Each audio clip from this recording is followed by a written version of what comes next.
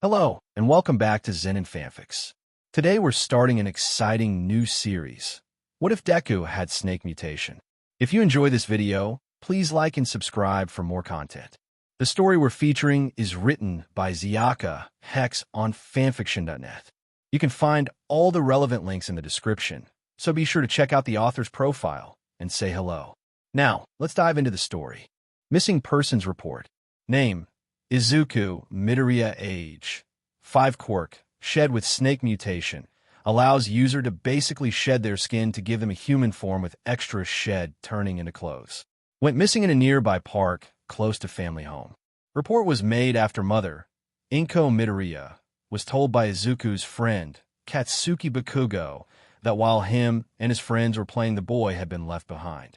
Katsuki had gone back to check to see where Izuku was, to find him nowhere in sight, which then he immediately went to tell Inko.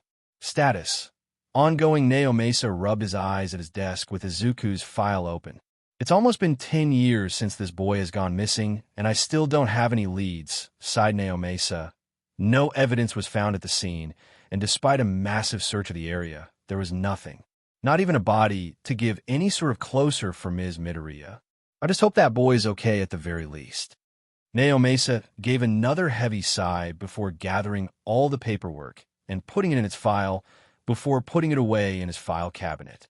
Kakin, wait up. You know I can't slither that fast.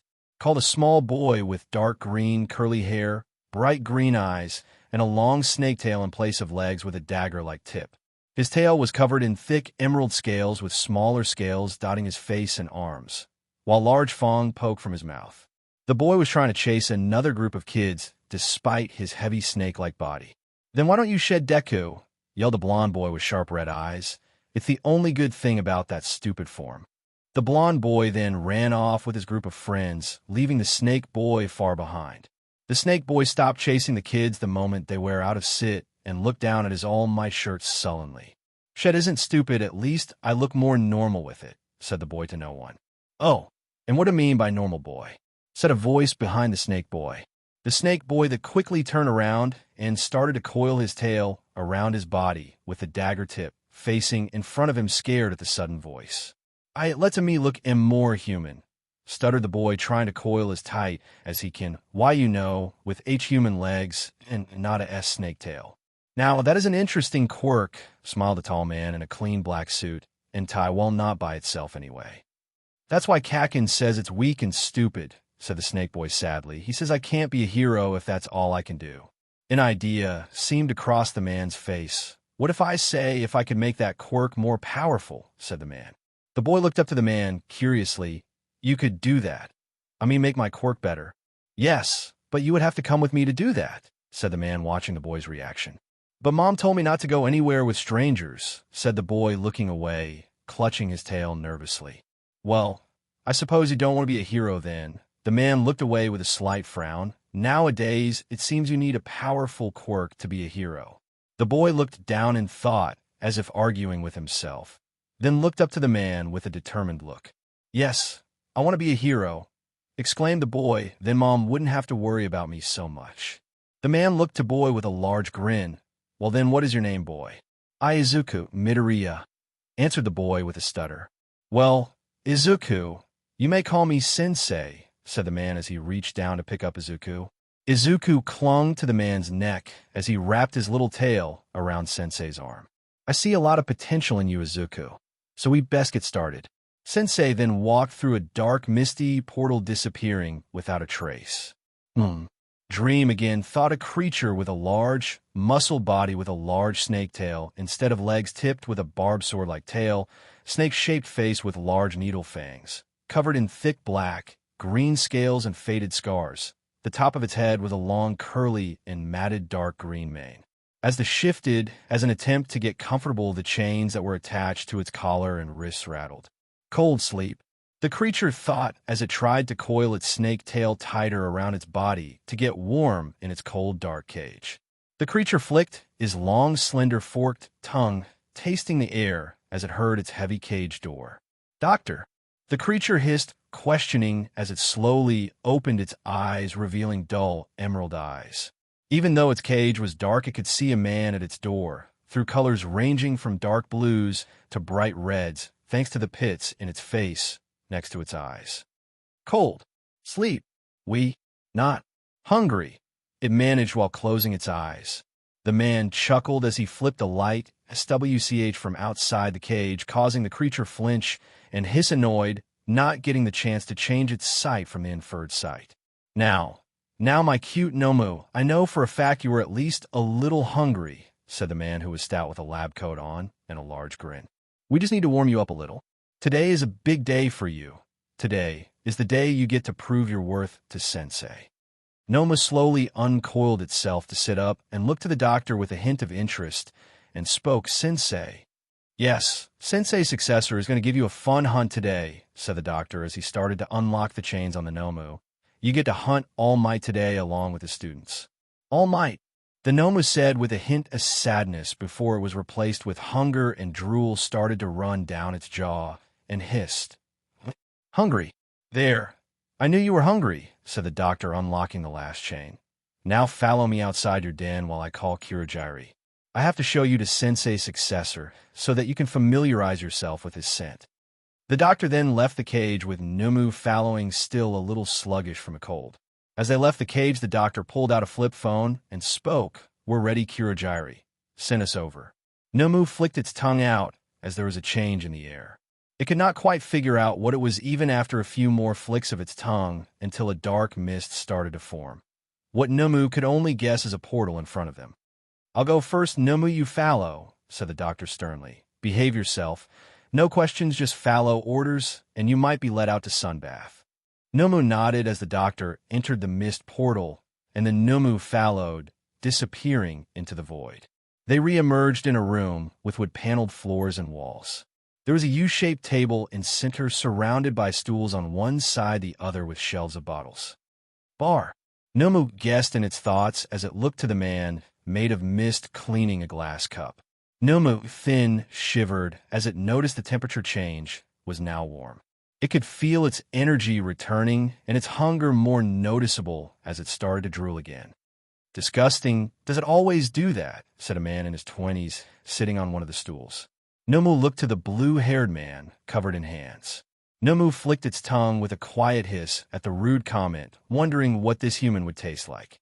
Don't worry, he's just hungry, said the doctor, slightly nervous, and then looking to Nomu sternly. Now, Nomu, this is Sensei's successor, and you're new amidst her, so listen to what Shigaraki says. You don't want to be punished, do you? Nomu then shook its head and answered with a shiver, No, punish. Hurts. Shigaraki looked to the Nomu a little surprised. Wow, that's the first time I've seen one of them talk. Ah, yes, sir, that is one of the reasons it is particularly special, besides the quirks it got from Sensei, explained the doctor. It is one of the few that retained a large portion of its intelligence after pneumification. Now, sir, I do wish to ask you to let the Nomu get close so it can register your scent as its new MSTR. Shigaraki nodded, and the doctor motioned the Nomu to move close to Shigaraki. Nomu slithered close and leveled its head to Shigaraki's and started to flick its tongue repeatedly. Several. Sense. Confusing. 1. Strong. Focus. New Mr. Shigaraki. Protect. Thought Nomu and nodded to the doctor with a soft hiss. Looks like he registered you just fine, sir, said the doctor. I hope he serves you well in killing All Might. If you would please send me back, Kirojiri have some other projects that need attending. The doctor then whispered nervously, I hope Nira hasn't gotten a hold of them. I barely have enough materials for myself. Nomu's ear twitched at the name of the head scientist, who was nice and scary at the same time. Nomu will miss her and the treats she brought for it to hunt. Kirojiri nodded and waved a hand, opening another mist portal, and the doctor walked through, the portal closing behind him. Now, Nomu, we're about to go to a particularly important raid. Hopefully the doctor gave you the right stat boost for yours and his sake, said Shigaraki. Nomu nodded. Kirojiri, are all the fodder ready? Kirojiri closed a flip phone that Nomu did not notice the Mistman was using. Nomu flicked its tongue and instantly was annoyed. No. Sent. Can't track. Thought Nomu, flicking its tongue again, just in case. They are ready for the signal, Tamura, answered Kirojiri. Good, then let's get started, said Shigaraki as he started to scratch his neck nervously. Why? Isn't painful? Questioned Nomu, but it wasn't their place to question. They were punished if they asked questions. Nomu just had to follow orders, and then they might be able to sun bath. We miss sun warmth. Kirojiri then creates a portal for all three of them. Don't worry, Nomu, you will have plenty to eat here soon, said Shigaraki, pointing to Nomu's maw that was still drooling. Nomu looked away a little embarrassed as Shigaraki continued. Now follow after me. You attack when I tell you to. Get it? After Nomu nodded, Shigaraki walked through the portal. Nomu slithered close behind, and Kirojiri behind it. Nomu and his masters re-emerged in a large dome structure with different extreme biomes and sections. They were in front of a large fountain as other people started to emerge from portals around them. Nomu guessed that these were the fodder that his MSTR Shigaraki had mentioned. Nomu started to flick its tongue to take in what was going on. Near a large set of stairs was a mass of smells, one oddly familiar, but too faint and mixed in with the others to tell. With his eyes, he saw was that they were mostly children. It counted 19 and 2 adults. Eraserhead and number 13, said Kirojiri. According to the teacher's curriculum we procured yesterday, Mr. All Might was supposed to be here, and yet. I knew it, spoke a man with unkempt hair, goggles, and a long scarf. So yesterday was the doing of you louts. Where is he? Said Shigaraki, starting to get irritated. We went through all this trouble and rustled up so many of us to bring along, you can't tell me All Might. The symbol of peace isn't here. Shigaraki took a moment before grinning under his hand mask. I wonder if he'll show up if we kill the kids. Nomu was starting to become impatient, its tail constantly shifting in response. Hunger started to get to it. No, wait, need, order. First, Nomu thought. Soon the man with the scarf started to race down the steps as the fodder went after him to engage. To the Nomu, the fodder seemed to be just that, fodder, as the scarf man was defeating one after the other with ease. This got Nomu excited as it started to thrash its tail in impatience. A low gurgle sound vibrated in Nomu's throat in excitement for a potentially challenging hunt. The sound was like that of a crocodile. Kirojiri then disappeared and then reappeared over where the children and the other adult were. Nomu then noticed there was something delicious next to it. Fear. It hissed hungrily as it looked next to it. There stood one of the fodder, shacking in delicious fear as it was trying to escape from engaging the scarf man. Nomu looked to its star, pleading for an order. They were starving. Shigaraki looked to Nomu amused and then to the frightened excuse of a villain and gave an order. Nomu, go ahead and have a snack. Nomu grinned, its fangs gleaming in the sunlight as it twisted its body over the villain, who was too focused on watching the scarf man. With a loud crack and pop, Nomu unhinged its jaw and bit down on the villain. The villain screamed in sudden pain and terror as a large portion of his body was in the Nomu's maw. Nomu lifted the villain into the air, still screaming. Nomu straightened its body as the villain was slowly slid down its throat until there were no more screams, and the villain disappeared down its throat. Nomu gave a satisfied hiss as it popped its jaw back into place. Hope you still have room for All Might in there, Nomu, said Shigaraki, amused. Plenty, answered Nomu, calming down now. It had something in its stomach. Shigaraki was starting to become impatient, scratching his neck while staring at the scarf man, easily defeating the fodder. Shigaraki then raced off to engage the scarf man. Nomu did not move, however. It was not ordered to, and it was simply happy that it had food in its belly. Just enough if they need to shed in an emergency. It should last a couple of days before forcing itself to return to its normal form. Nomu had a bad habit of thinking too much. Nomu, attack, yelled Shigaraki, pointing to the scarf man. Nomu popped to attention. It shaken from its thoughts and slithered after the scarf man. Nomu noticed one of the scarf man's arms was injured, probably MSDR's doing it, thought. As Nomu quickly got to the scarf man, it whipped its tail around, slamming the scarf man in his side with the base of its tail. The scarf man flew from the blow. Wasting no time, Nomu tried to wrap its strong tail around the scarf man, but he slipped through with his good arm. Slippery, hissed Nomu annoyed. If their tail was not going to do it, why not their claws and fists? Nomu then started slashing and punching at the Scarf Man. Nomu started to respect the Scarf Man a little for being able to dodge its claws. However, the man was getting tired and was slowing down until one of Nomu's punches connected, sending the man into the ground. Nomu let out a victorious screech that sounded like a hiss of alligator. Shigaraki was walking confidently to Nomu and the Scarf Man. "Hold him, Nomu," he ordered. Nomu complied by wrapping its tail around the Scarf Man's boy, only lightly constricting so he would not escape. "You can erase quirks." Shigaraki started a monologue, causing Nomu to make a small sigh. Respectable ability, but there's nothing to it in the end.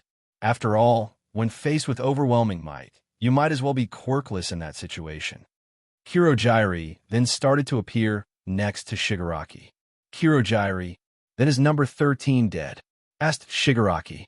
"I have incapacitated him," answered Kivri. "However, I'm afraid the students whom I could not scatter impeded me, and one was therefore able to escape with his life."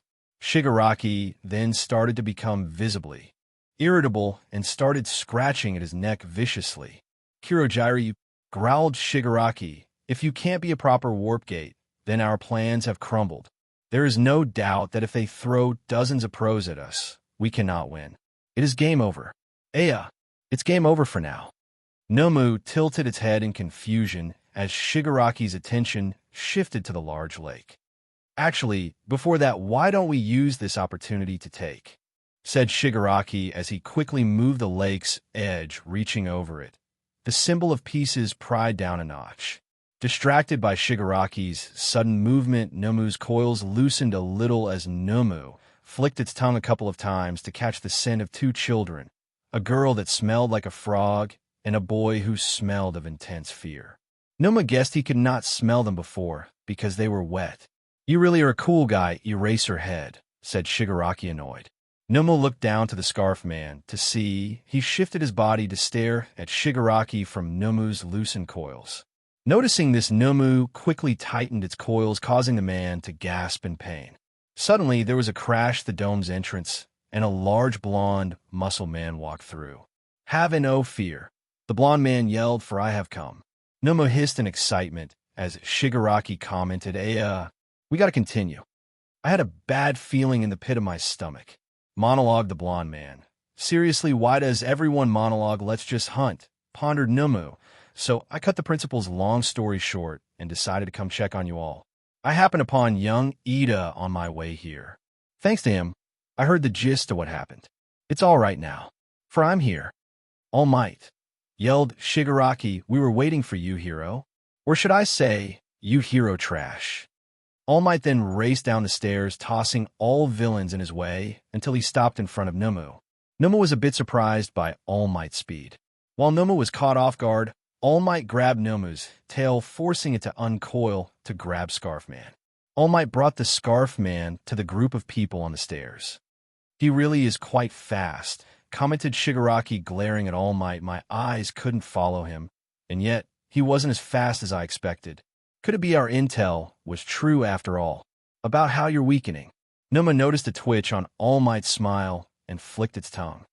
"Fear," Nomu thought with a grin, a challenge. "Carolina," yelled All Might as he charged towards Shigaraki and Nomu. "Nomu, hunt," ordered Shigaraki. Nomu charged in front of All Might. "Smash," yelled All Might as Nomu took a cross chop to its chest, followed by several punches to its chest, but Nomu barely felt it through its strong scales and tough body. "Look no further than the beast's amazing shock absorption ability," commented Shigaraki. "If you want to deal Nomu any damage, it'd be effective if you slowly and steadily scooped out his guts. Though him letting you do that is a different story."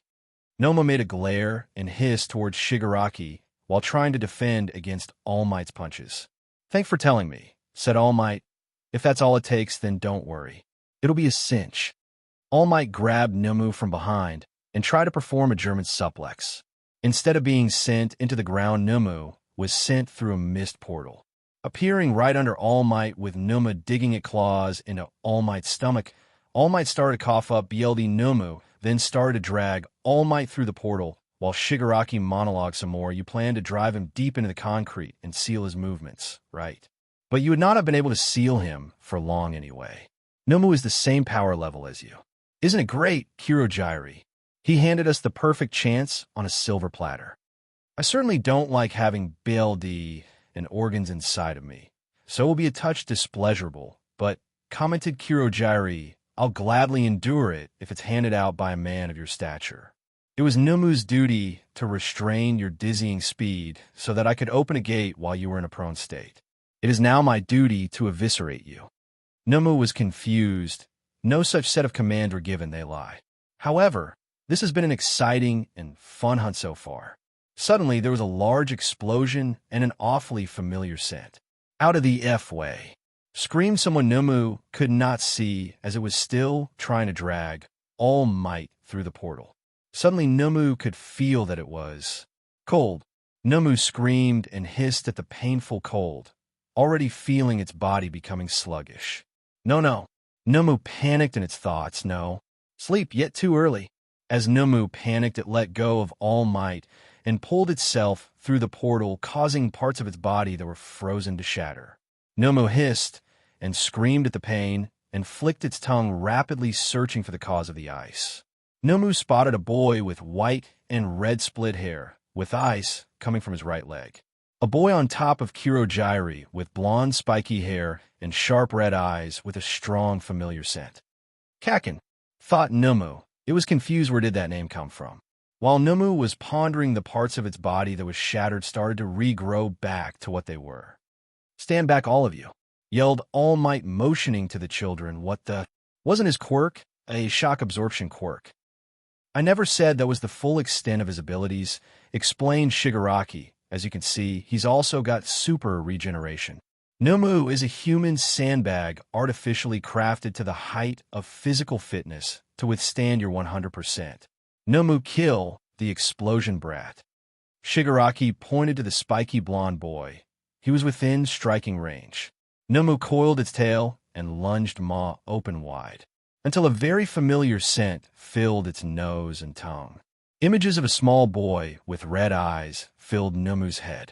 Nomu stopped itself moments away from the boy, closed its maw, and just stared at the boy, flicking its tongue rapidly, trying to take in every bit of the boy's scent. Kaken. Nomu watched the boy curiously. Why was this Kaken so familiar to him? He did not want to hurt him. Katsuki was his friend, right? When Nomu spoke his old nickname, Katsuki Bakugo flinched. How the hell did this creepy snake thing know its nickname? Thought Katsuki as he took a closer look at the creature and noticed some similarities between an old friend of his. The green curly mane, the emerald eyes that just had a spark of light in them, and though dull and dark, the green scales. No way this overgrown snake is Deku. Nomu, what are you doing? Yelled Shigaraki. Kill the brat, that's an order. Nomu recoiled suddenly and started to thrash and writhe, holding its head in pain. No! Hurt! Kaken! Nomu screamed and hissed, but order, or punished. Suddenly, All Might came charging towards Nomu. Nomu saw the challenge and charged towards All Might, and they started to trade blows. It's shock absorption, not total nullification. Yelled All Might. It must have a limit, Ino. He was made to withstand me 100%.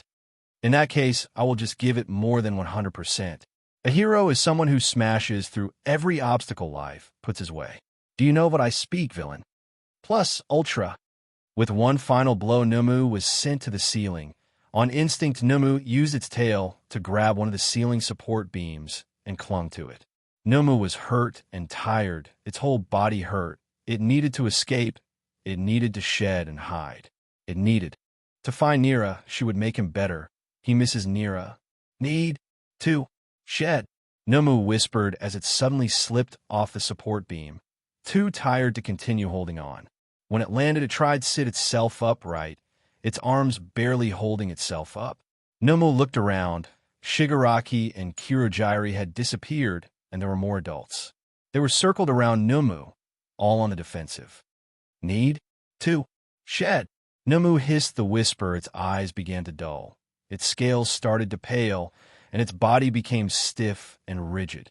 Out from the center of Nomu, a body fell out. All Might investigated the body, and the Nomu body started to crumble and disintegrate. All Might was shocked. It was a young boy, about 15 years old, with green curly hair, claws on his hands and feet, a long blade tip tail like the Nomu's, and green scales speckled the boy's body. Somehow the boy was just wearing gray sweatpants. When All Might reached down to pick up the boy who was now fast asleep, Katsuki ran up to see the boy. Katsuki almost fell over in shock and exclaimed, "Well, SHD, it is Deku." "Katsuki, do you know this boy?" asked All Might. "Yeah, I do," said Katsuki sad, but relieved at the same time. "Problem is he's been missing for 10 years. SHD, yelled Shigaraki, scratching his neck viciously. "We lost. We utterly lost." "Humph.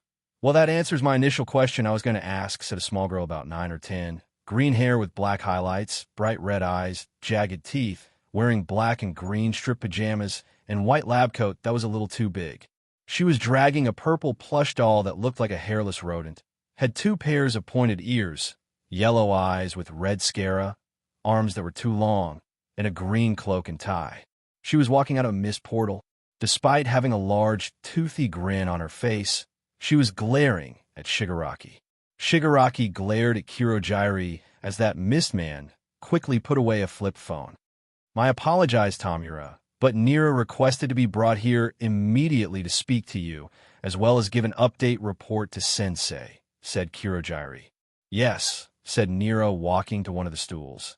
"I come to find out one of my scientists thought it was a good idea to take my dear Izu and show him to Sensei, claiming he was one of their Nomu experiments." Nira looked up at the tall stool annoyed. "Mr. Hyde, could you give me a lift up, please?" Nira let go of her plush doll as it stood up and lifted Nira up to sit on the stool.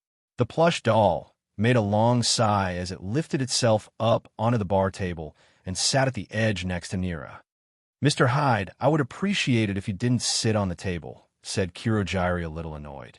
"Make me fog freak," spoke Mr. Hyde through sharp, jagged teeth, glaring at Kurogiri. "You're lucky but wipes don't have all of the Mad Lab trying to raid this place." Now, Mr. Hyde, we're not here to threaten, because we still have a contract with Sensei," said Nira, trying to calm Mr. Hyde by patting his head. "However, if I find out that any of those disgusting heroes hurt a single scale on my poor Izu, consider the contract null." Nira started to scratch the table with her long metallic claws as she was starting to become visibly irritated. "That dim-end scientist. Once I'm done turning him into a worthless, mindless Nomu, he will be Izu's first hunt when I get him back," growled Nira, scratching the table harder, making deep gashes causing Kurogiri to glare at Nira. "I mean, taking one of my prized children that was designed for stealth into a frontal assault. It could have gotten my poor noodle boy killed." "Nira," snapped Mr. Hyde, "you're ranting again." Mr. Hyde looked apologetically to Kurogiri. "Sorry about the table, Kurogiri. I'll make sure it's fixed or replaced." "Please ensure that it doesn't happen again," replied Kurogiri with a sigh. "I would prefer the furniture to stay nice." Nira snaps out of her rage and looks to Kurogiri. "Sorry, bad habit of mine. I do plan on rescuing Izu eventually. Unfortunately, Sensei has me on a tight schedule with current projects. So, I am here to let you know that if you and your party have a chance to rescue Izu and do, my trust with you will be renewed and allow you to use my lovely children, including Izu, for any future missions after." Nira then hopped down from the stool, Mr. Hyde behind her as Nira pulled Mr. Hyde into a tight hold. "With that said, Kurogiri, can you open a portal to Sensei? I need to update him on my current projects." Kurogiri nodded and opened a portal in front of Nira, and she walked through with Mr. Hyde in her arms. "Hard to believe that Short Beach is in her early 30s, said Shigaraki, recovering from being stunned until he jumped from a loud voice behind him. "I heard that, Hansi," yelled Nira's voice. "I am not that small and still young." Shigaraki looked behind him and spotted in the corner of the ceiling a small metallic fly with a single large eye and a large open mouth filled with jagged teeth, chittering as if it was laughing at him. "You can't be serious about sending a kid to Tartarus," argued a skeletal man with long blonde hair and piercing sunken and blue eyes. "A child they may be Tashinori," said a mouse, bare thing. However, if the statements from both the students and villains are true, then this child almost killed Aizawa, as well as ate a fellow ally whole, and was still alive. We can't take risks with that. That child is extremely dangerous, especially if it could keep up with you. Tashinori hesitated. The mouse had a point. Then he had an idea, albeit a risky one. Nizu, why don't we try out the reform program for young adults that you've been wanting to push through? Asked Tashinori. This kid would make an excellent example if it's successful. Nizu pondered for a moment. And who, may I ask, would watch the boy? Answered Nizu. From what I understand from what young Bakuga described, that his shed quirk is what gives him a human form. So, if Aizawa was the one to watch him, the boy would just turn into that beast form. Tashinori gave it some thought. I'll take responsibility for him, answered Tashinori. I'm the only one that can match his strength. Even with your time limit? Questioned Nizu. Yes, answered Tashinori. If we need to, we can have Kiyama put him to sleep, as well as have a place here on campus with tight security. Nizu gave a small sigh. I'll give it some thought, Tashinori, but for now it is getting late. I'll give you my answer in the morning. Nomu slowly started to wake, flicking its tongue, trying to get an idea as to where he was. He looked around.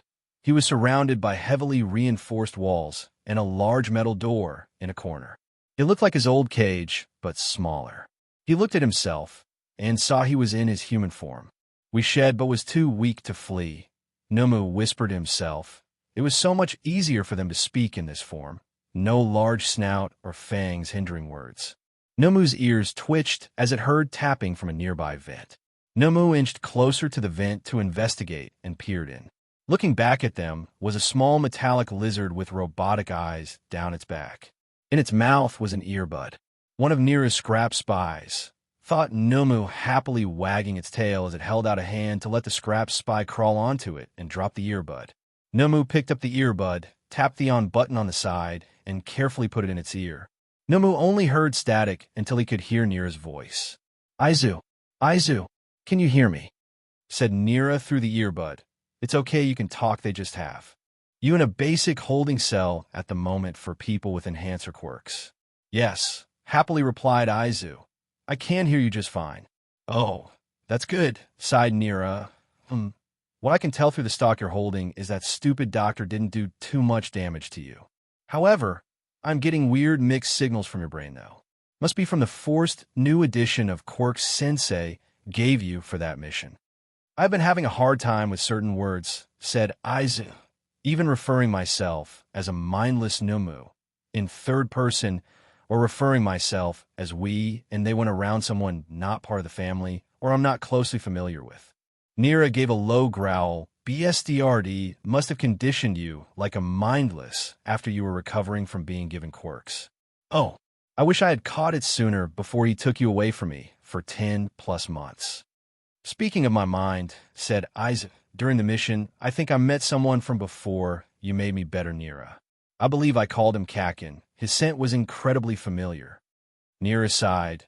The one thing I can't get rid of when removing memories is removing subconscious memories. Aizu, you still wish to be a hero. Aizu looked down. He knew Nira hated heroes, but that was the whole reason he let Nira make him better. Yes, you know it's been my dream since I was first brought to you. Really, you still want to be one of those money-grubbing but hats? Yelled Mr. Hyde from the earbud. Through the earbud, he could hear another yell in the distance. He still wants to be one of them. Aizu, come back to the family. I miss my hunting partner. Aizu gave a small chuckle. Sorry, Zillion, it's something I still want to do. Find you better at least come and visit sometimes.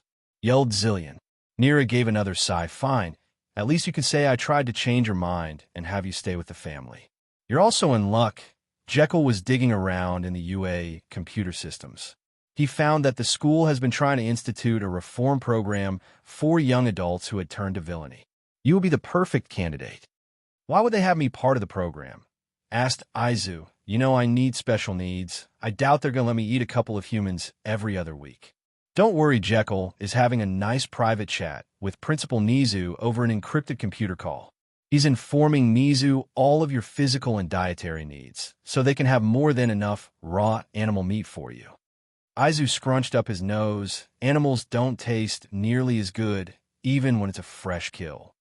Well, do you want to be a hero or not? Asked Nira. Yes, quickly answered Izu.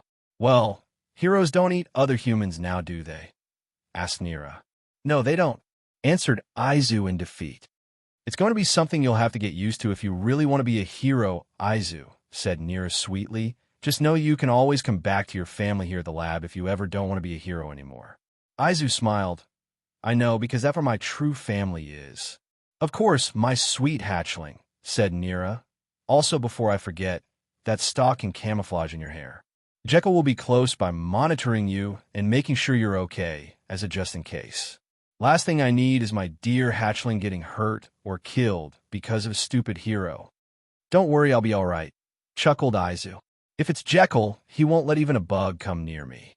Well, at least I know you're all right, so I better let you get some sleep, Izu, said Nira, not really wanting to stop talking. You have a big day tomorrow. Nizu should be showing up bright and early with the hero midnight. Have a good night's sleep, my little hatchling. I will, Nira. Good night. Izu replied with a soft smile before he heard the earbud cut off. Izu took the earbud out and crushed it in his hand before he handed the pieces to the stalk. The stalk looked at the pieces before it started to eat them. Once it was done, its body turned translucent, and Izu could feel the creature crawl up his arm and nestle itself into his hair. Izu moved over to the cot that was in the corner. He laid down and curled himself into a ball with his tail wrapped around his body. Izu dozed off with dreams he thought he had long forgot. Side story: the day Sensei gave Izuku to Nira for her to work on Nira was walking through the hallways of the Mad Lab with a sleeping Izuku holding onto her neck with his tail wrapped around her waist. Nira hugging him close and Mr. Hyde following behind her. Hallways of the lab were pristine and white with the sterile smell of alcohol in the air. Mr. Hyde was observing the snake boy, noticing his green hair and green scales. Nira, please tell me the reason you insisted on taking on the boy was not because you both have green hair, sighed Mr. Hyde with a hint of annoyance. Come now, Mr. Hyde, you know me better than that, said Nira cheerfully as she stopped in front of a door, Mr. Hyde opening it for her. Inside, it looked like a cabin-themed bedroom. Wood-paneled walls and flooring, a wooden desk and dresser in one corner of the room, a twin-size bed with plain white sheets and blankets, with a wooden bedside table with a lamp on it on the opposite side of the room. Sadly, I know you too well to know that was your only reason that you wanted to take him into your care, commented Mr. Hyde as he pulled back the blankets on the bed to let Nira lay Izuku down. Okay, fine, that was part of the reason, sighed Nira as she slowly uncoiled Izuku from her waist, trying not to wake him. He just seemed so sad and scared. Mr. Hyde cracked a chuckle and toothy grin. Why am I not surprised? You always had a soft spot for young children who seemed hurt and scared of the world. Hell, 90% of the lab is made up of them. Nira responded with her own quiet chuckle, making sure Izuku was snugly tucked in for the night before walking back to the door. Isn't that the truth? It's part of the reason I despise most heroes and adult humans. They always seem to ignore the ones who are truly hurting. Mr. Hyde walked out the door first as Nira stopped at Izuku. Good night, and welcome to our strange family, my cute little hatchling, whispered Nira with a soft smile before turning off the light and closing the door behind her. Nizu was at his desk looking at his phone. He had just finished his call with Tashinori, telling him to meet him in his office this morning before classes started. Suddenly a knock came from the door. Yes, who is it? Asked Nizu. It is your favorite online friend Nizu, answered a smooth voice. I did tell you I was coming, yes. Nizu sighed. Yes, Jekyll, you did. Please come in, Tashinori will be arriving shortly. The door opened to reveal a thin man in a very stylish but professional black suit and slacks, dark purple undershirt, and yellow tie. Has long gray, almost silver-white hair tied into a ponytail, red cat-like eyes, a cut circling his neck with what looked like fresh blue stitches, and hands with large claws. Good, so hopefully we can get this explanation done quickly, said Jekyll as he walked next to Nizu's desk. I'm sure little Izu is getting stir-crazy being in a cramped cell. Also, will Aizawa be attending? Izu is going to be in his class.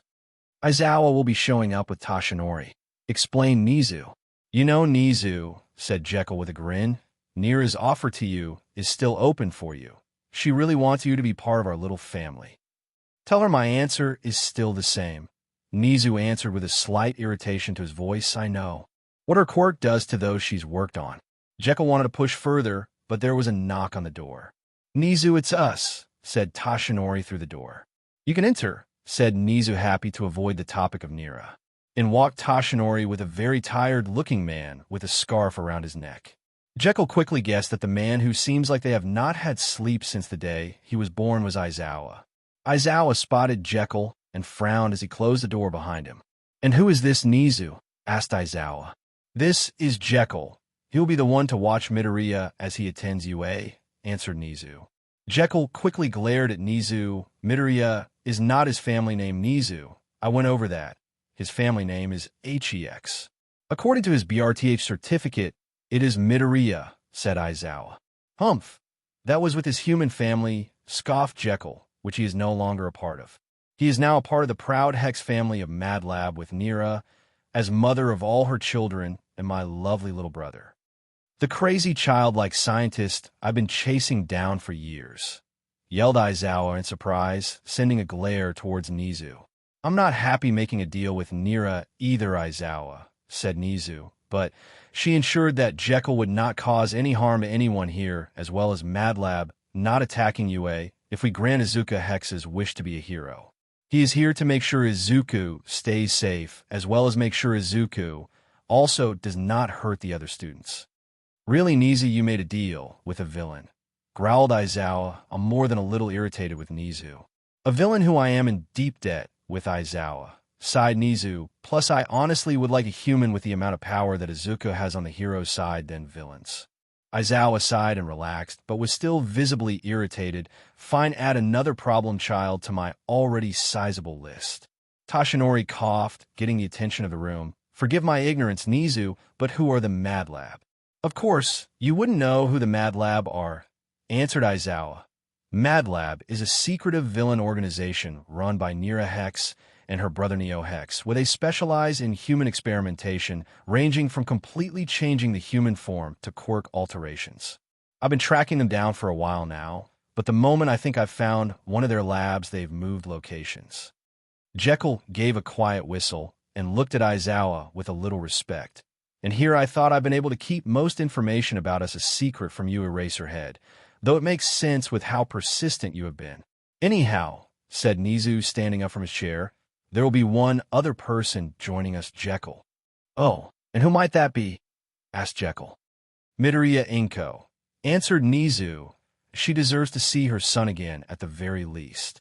Honestly, Nizu, bringing his human mother is a bad idea, warned Jekyll. Izu isn't part of that family anymore. He is with the lab and his true family. All you would be doing is hurting the human's already damaged heart. She still should at least get to see him and know he's alive, argued Nizu. Fine, have it your way, Nizu, said Jekyll. Izuku shifted in his sleep, slowly waking up and uncoiling his tail from his body. Izuku's ears perked up as he heard what sounded like chains rattling, a click, and the door of his cage started to open.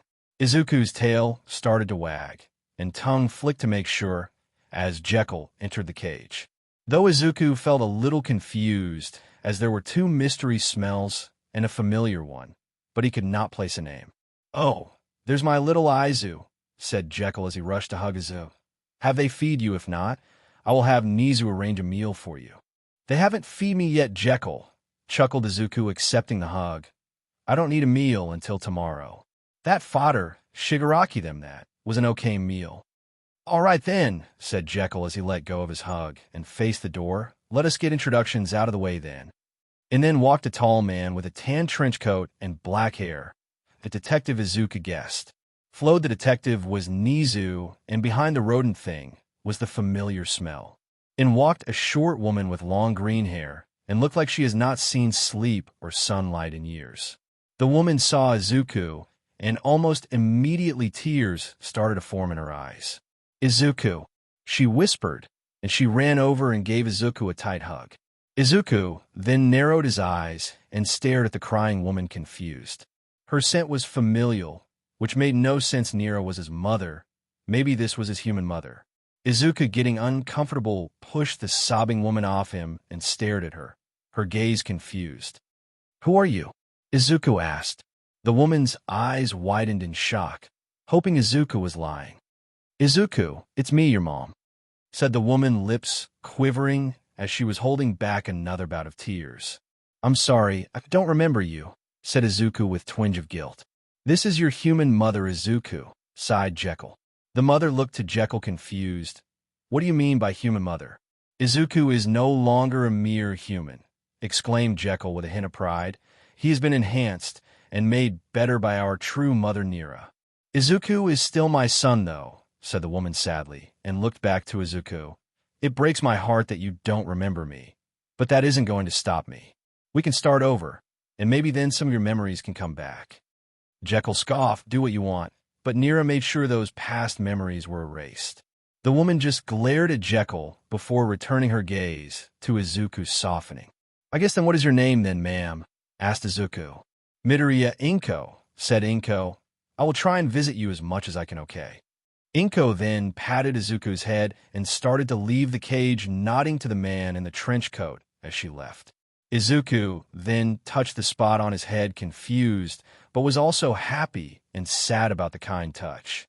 "Now that mess has been settled, why don't we get things started, Nizu?" said Jekyll, looking to the mouse bear creature. "Yes," replied Nizu, looking to the man in a trench coat. "However, one person hasn't introduced themselves, isn't that right, Tsukachi?" "Izuku," said the man in the trench coat, snapping Izuku out of his thoughts. "My name is Tsukachi Naomasa.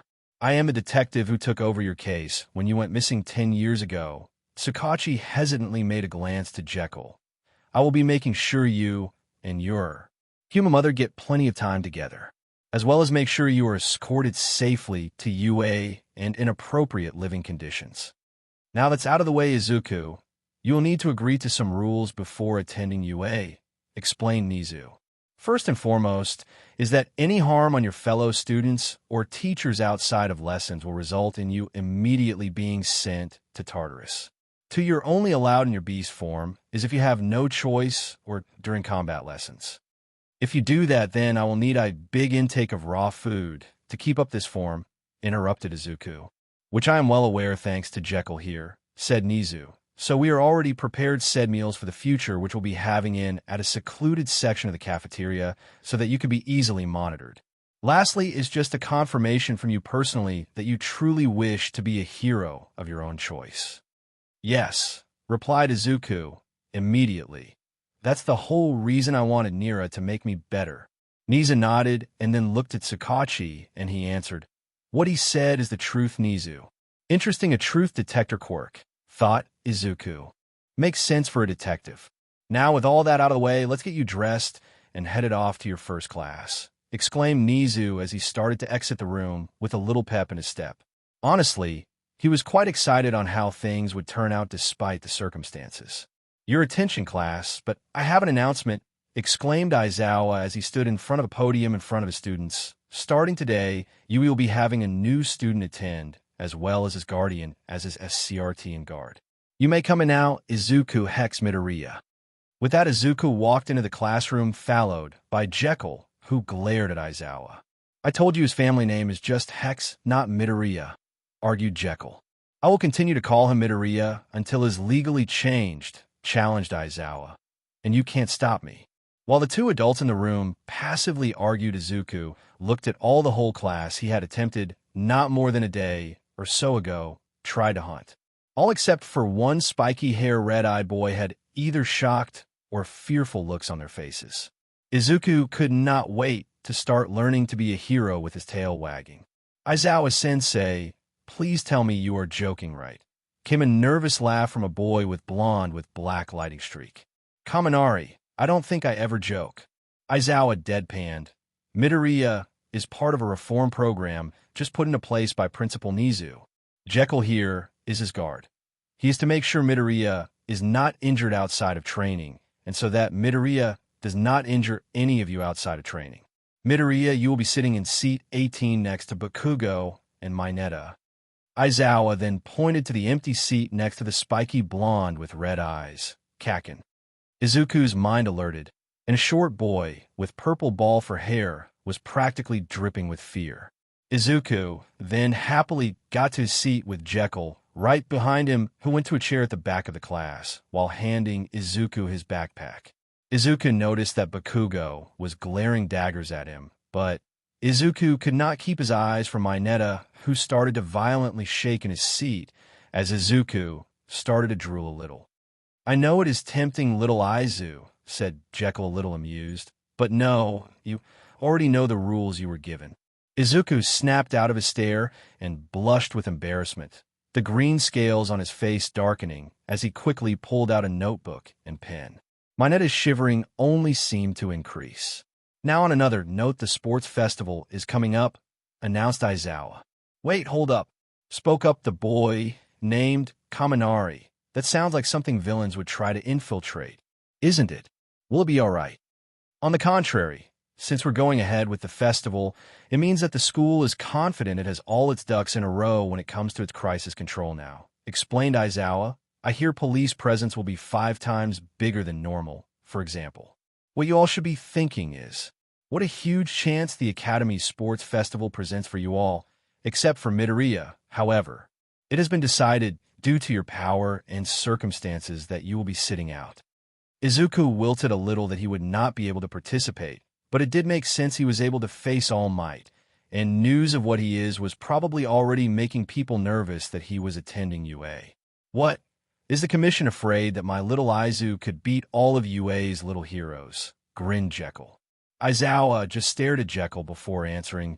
"No, the commission and UA staff agreed that not just because he could stand against All Might is that the public now know what Midoriya is and don't want to panic when he can probably defeat most of students here, because he was engineered that way."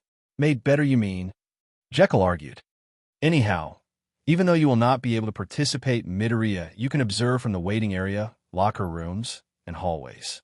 I recommend you try and get to know your classmates during that time, as well as any other free time you get." Izuku happily nodded a yes. During basic classes, Izuku happily scribbled down notes, seeing what he had missed or forgotten while being with the Mad Lab family.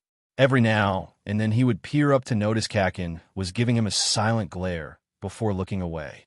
Izuku felt that the glare was sadder than angry, he thought while flicking his tongue.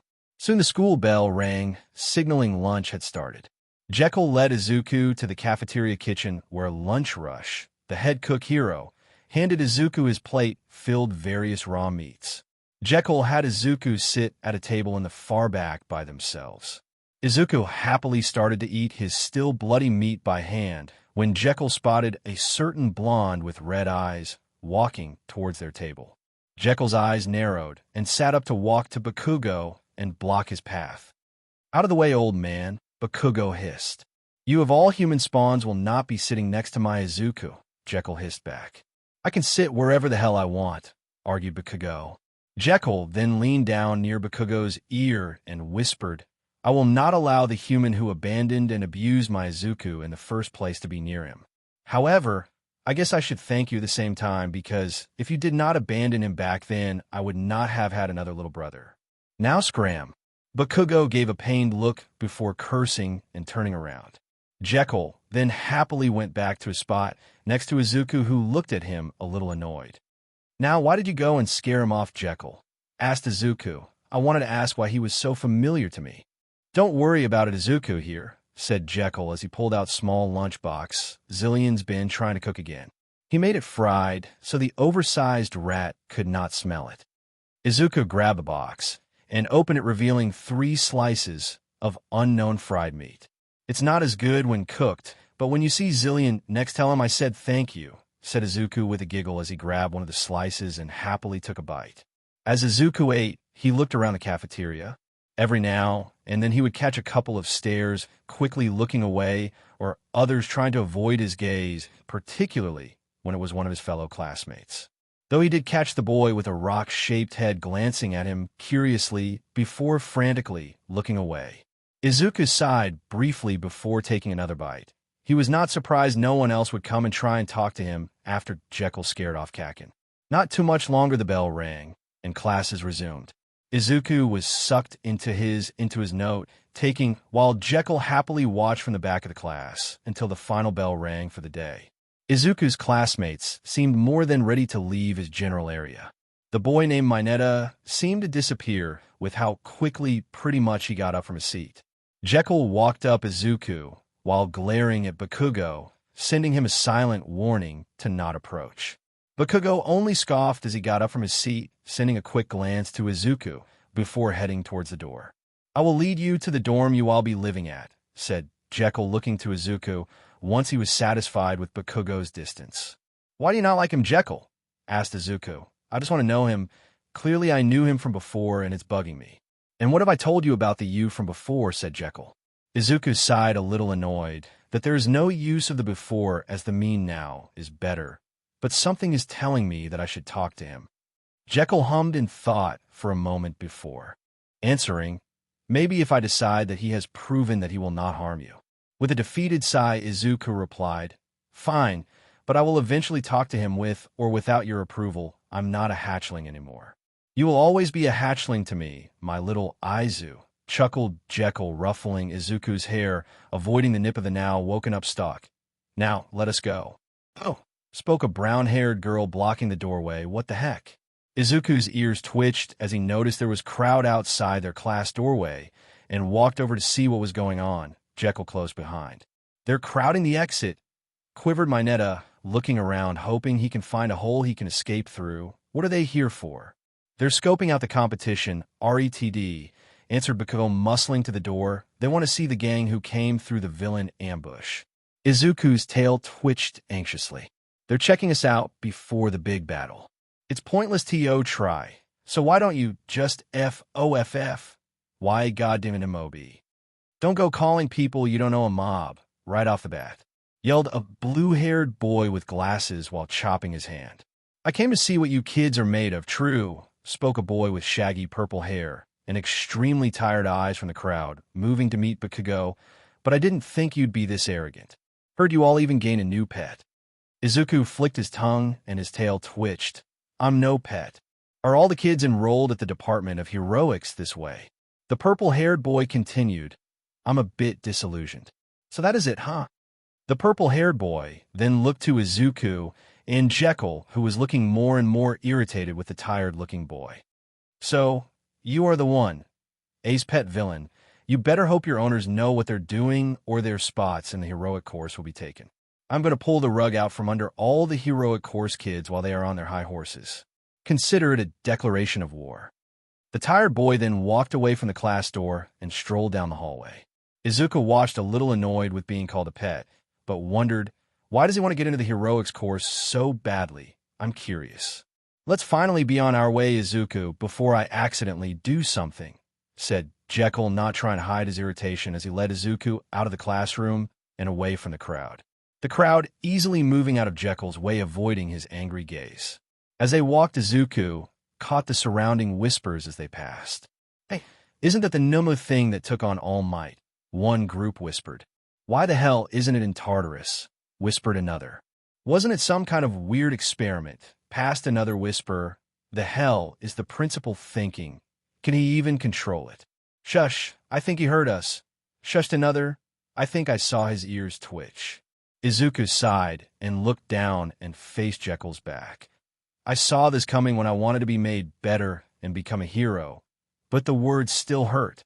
As they left the building, Izuku spotted the purple-haired boy again, watching him, his serious face earlier gone to a soft and almost sympathetic look towards Izuku before turning around and heading in the opposite direction. Jekyll led Izuku to a brown building named Heights Alliance. As they entered the building, Izuku looked around curiously, taking in the new scents as he flicked his tongue. They had entered an elevator to head to the second floor. While they waited in the elevator, Jekyll spoke up. "You still have that bad habit of putting yourself down, little Izu." Izuku gave a little chuckle in response. "So you noticed? I can't seem to help it. I hear their words, and it hurts because I want to be a hero, and they already see me as either a villain or some kind of beast to be tamed or locked away.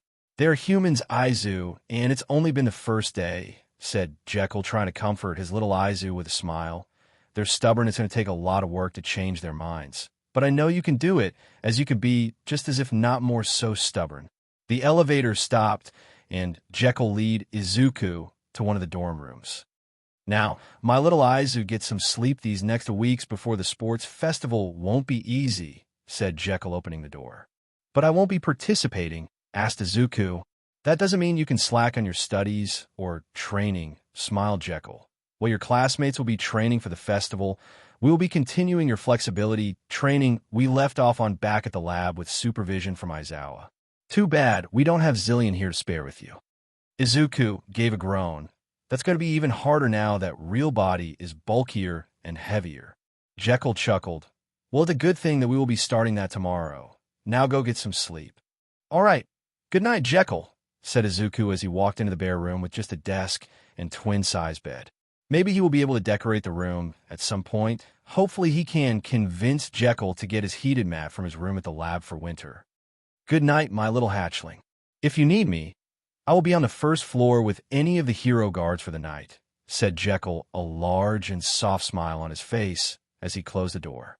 2 weeks had passed relatively quick thanks to the training and schooling occupying Izuku's time. The other students still kept their distance from Izuku, with the exception of Bakugo, who still made attempts to interact with Izuku, sadly failing as Jekyll got in the way, constantly stating he had to prove himself first. Unfortunately, this made Izuku extremely lonely with only Jekyll and his teacher Aizawa to interact with. With the sports festival finally here, he hopes maybe he can at least make one friend during this event. The UA Sports Festival has begun. Everybody are you ready? Yelled the voice hero present Mike, a man with blonde hair that been gelled up, making him look like a human cockatiel. Gather round mass media. This year, all your favorite high school kids will let their youth run free like a bucking bronco once again. As the festivities were going on outside the grand arena, Izuku, Jekyll, and the rest of Class 1A were in their waiting room getting ready for the event. Everyone, are your preparations complete? Announced the boy with glasses named Tenya Ida. We're set to enter in no time. Izuku sighed as he sat with Jekyll at a table by themselves. Izuku was playing with his tail, passing the time, while Jekyll looked at him a little concerned. Still upset that you can't participate? Asked Jekyll.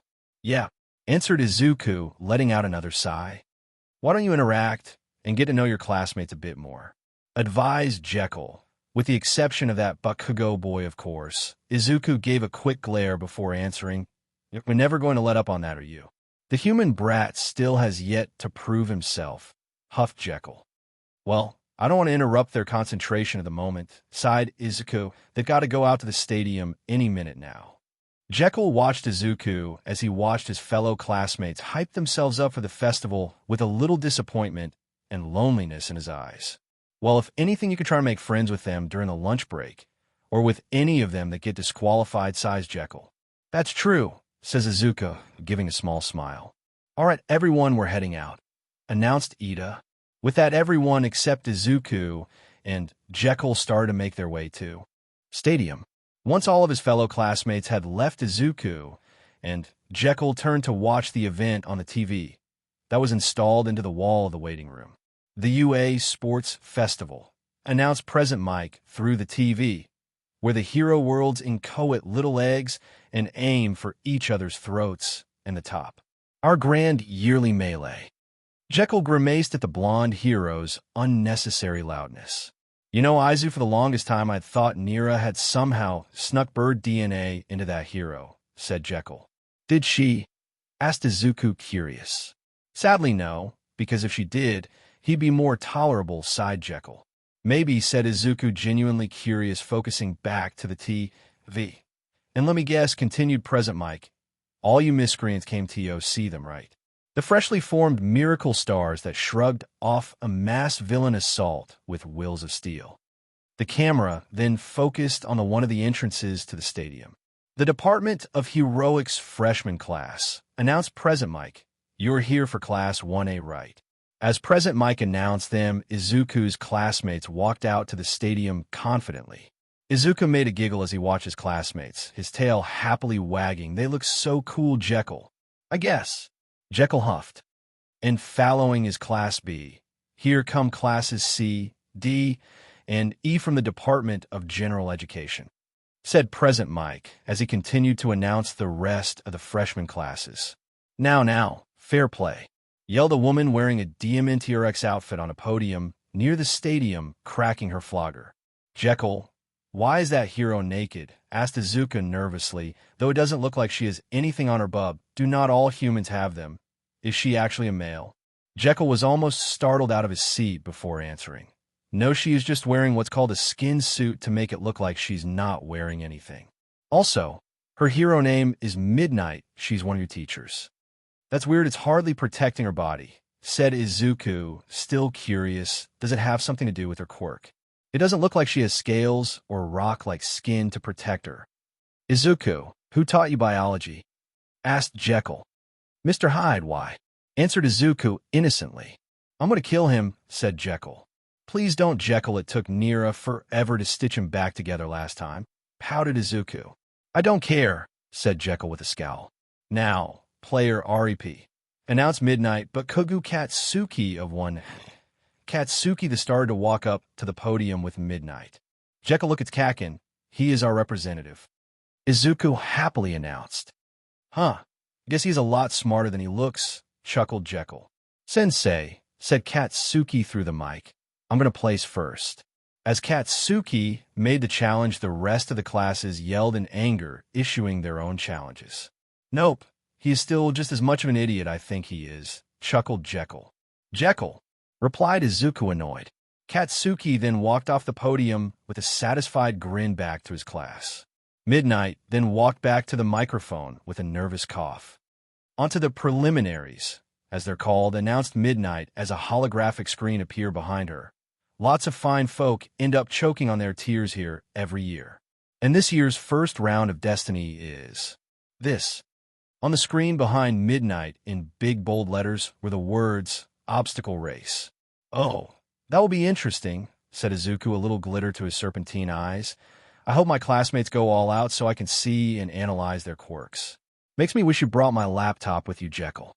I already told you they wouldn't let for security reasons, sighed Jekyll. But you could have still gotten me at least a notebook and pen. Pouted Izuku.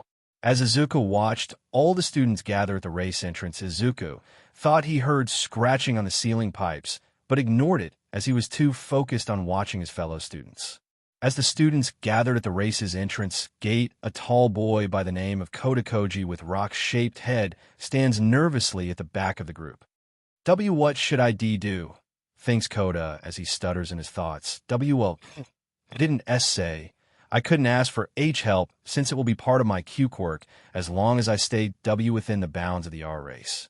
With a nervous sigh and whispers out, is there anyone out there that C can H help me with the obstacle course? Koda then was startled by the sound of chittering that sounded like laughter. Mice, thought Koda. P please, let it not be insects. Izuku's and Jekyll's ears twitch as if they heard something in the distance. Jekyll lets out a deep sigh as quickly grabbed Izuku's shoulder, forcing him in his seat, while Izuku was quickly trying to leave. I know you heard it, Izuku. It doesn't mean you have to follow it immediately, sighed Jekyll. But it was one of my classmates, Jekyll, said Izuku with worry on his face. Speckles of scales starting to emerge on his face. He was calling for help. Yes, and what you're feeling is not the one to help, explained Jekyll, but the effects of his quirk. You haven't noticed that you started to shift back to your real form, have you? Izuku looked at Jekyll surprised before looking at his arms where a couple of scales have started to grow. Weird, normally I can tell if I'm shifting or shedding. What does his quirk do? Thankfully, I requested Nizu to give me basic info on all your classmates, explained Jekyll. That quirk you felt was from Kodakoji. He can basically control animals through voice commands.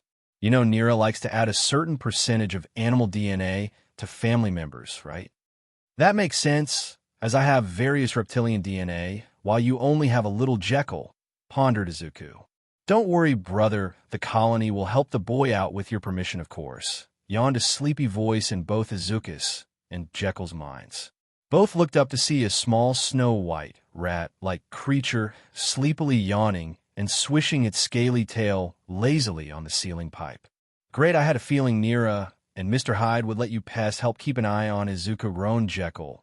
Mr. Hyde only agreed just so you pest would stop switching his foot pads with squeakers from Chew Toys. Theta, are you and the whole colony here? Said Izuku excited. Sadly, no, Izuku, only a small portion of the colony is here, said Theta telepathically as she jumped down from the pipe to land on Izuku's head and proceeded to unceremoniously kick the poor stalk off Izuku's head. This is my spot, Scrap. Jekyll had caught the stalk, who squeaked in anger and was carefully placed in Jekyll's coat pocket. Theta huffed as she curled into a ball in Izuku's hair. You would also like to know that Alpha and Beta are here as well, said Theta. They went to help that classmate of yours, if you will still let them do that. Yes. Please tell them to help him out. He sounded pretty scared, replied Izuku. I will relay that to them then. Give me one moment to send the signal, yawned Theta before looking like she had fallen asleep. Before Coda looked like an army of black and green rat creatures with permanent grins. Some even had wings. Though two out of the whole group were slightly different. One had horns, wings, and a dagger tail, while occasionally puffing out bits of smoke.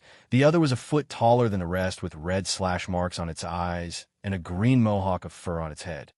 Name's Alpha, and this is Beta, said the larger creature. Brother Izuku just gave us the okay to help. Wait, you know, Izuku, stuttered Coda. What animals are why you guys? Well, we're not natural animals, but we nearly have 100% of various animal DNA, squeaked Beta.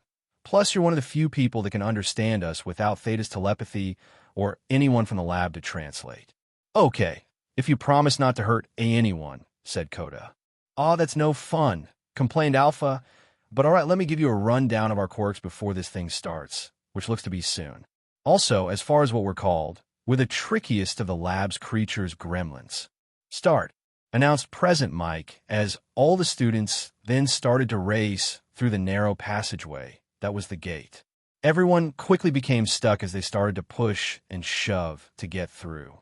Izuku excitedly watched as a red and white split-haired boy named Shoto Todoroki was the first to break through the crowd by sliding on an ice path made from his quirk. Shortly after was Kakin, and not long after was most of his class, along with the purple-haired boy that had challenged his class. Out of our way, yelled Alpha as he broke through, carrying Coda with Beta on his head, sending out puffs of fire at students that got too close, along with most of the colony close behind. Alpha, they can't understand you, sighed Beta. Couple of minutes before the start, so here's the plan, explained Alpha. One of my quirks is super strength, so all you gotta do is relax as I literally carry you through this whole race. Beta, you keep students from getting too close. The rest of the colony will destroy or make a path for anything that's in our way. Is that even allowed? Stuttered Coda. If it wasn't allowed, it would be somewhere in the rules, right? Asked Alpha, grinning with confidence. I guess so, answered Coda, a little unsure of Alpha's plan. Present. Suddenly the Mineta boy was knocked to the side by a massive robot. Here comes the obstacles, and so suddenly, announced Present Mike, and from the very outset, the very first barrier will be a Robo Inferno. Todoroki was the first to pass through by freezing all the nearby robots, causing them to collapse. Wow, he's so efficient, Jekyll, exclaimed Izuku happily while cheering for Coda and the gremlins. He hasn't even used the other half of his quirk. I wonder why, questioned Jekyll. He'd be even more efficient if he did. That's true, said Izuku. I'll have to ask him when I get the chance. 1. Ace Todoroki has forged ahead and blocked the others in one fell swoop. Yelled Present Mike, that's kinda harsh. DMN, that kid seems tough. Thought Alpha, time to pick up the pace. Groups 1 and 2 sabotage those robots. Ordered Alpha. They should be nothing compared to Neo and Nira's contraptions. The colony then split off into 2 different directions and crawled up the robots on both sides of Alpha. Gremlins then squeezed into the joints and cracks of the robots, chewing and tearing off important electrical circuits, causing the robots to spark and collapse. The hell are those things? Announced Present Mike. They don't seem to be normal rats. Are they stealing parts? As gremlins left the downed robots, some brought cables, circuit boards, and one was even dragging a large metal piece. "I don't think they are normal rats," said Izawa, narrowing his eyes. "I'll have to talk to Nizu if this is allowed if he qualifies after the race." Suddenly, a bunch of explosions pass above Alpha and the colony. Bakugo, along with two other students of Class 1A, a boy with tape dispensers for elbows, Ciro Hanta, and a boy with a crow-shaped head using a shadow bird-like creature named Tokoyami Fumikic. SHD were already falling behind. Thought Alpha, panicking. "Well, if the first barrier was such a cinch," announced Present Mike, "then what do you think of the second?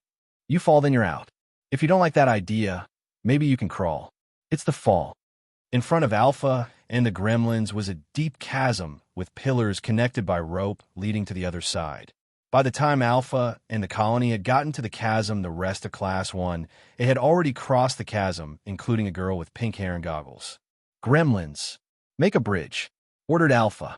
The colony then formed a bridge across the chasm, using the ground gremlins as planks and the flyers as support. Alpha easily ran across the makeshift bridge while carrying Coda. As Alpha made it across the gremlin bridge, it started to disassemble, causing students fall off, those who thought using the bridge would be an easy win.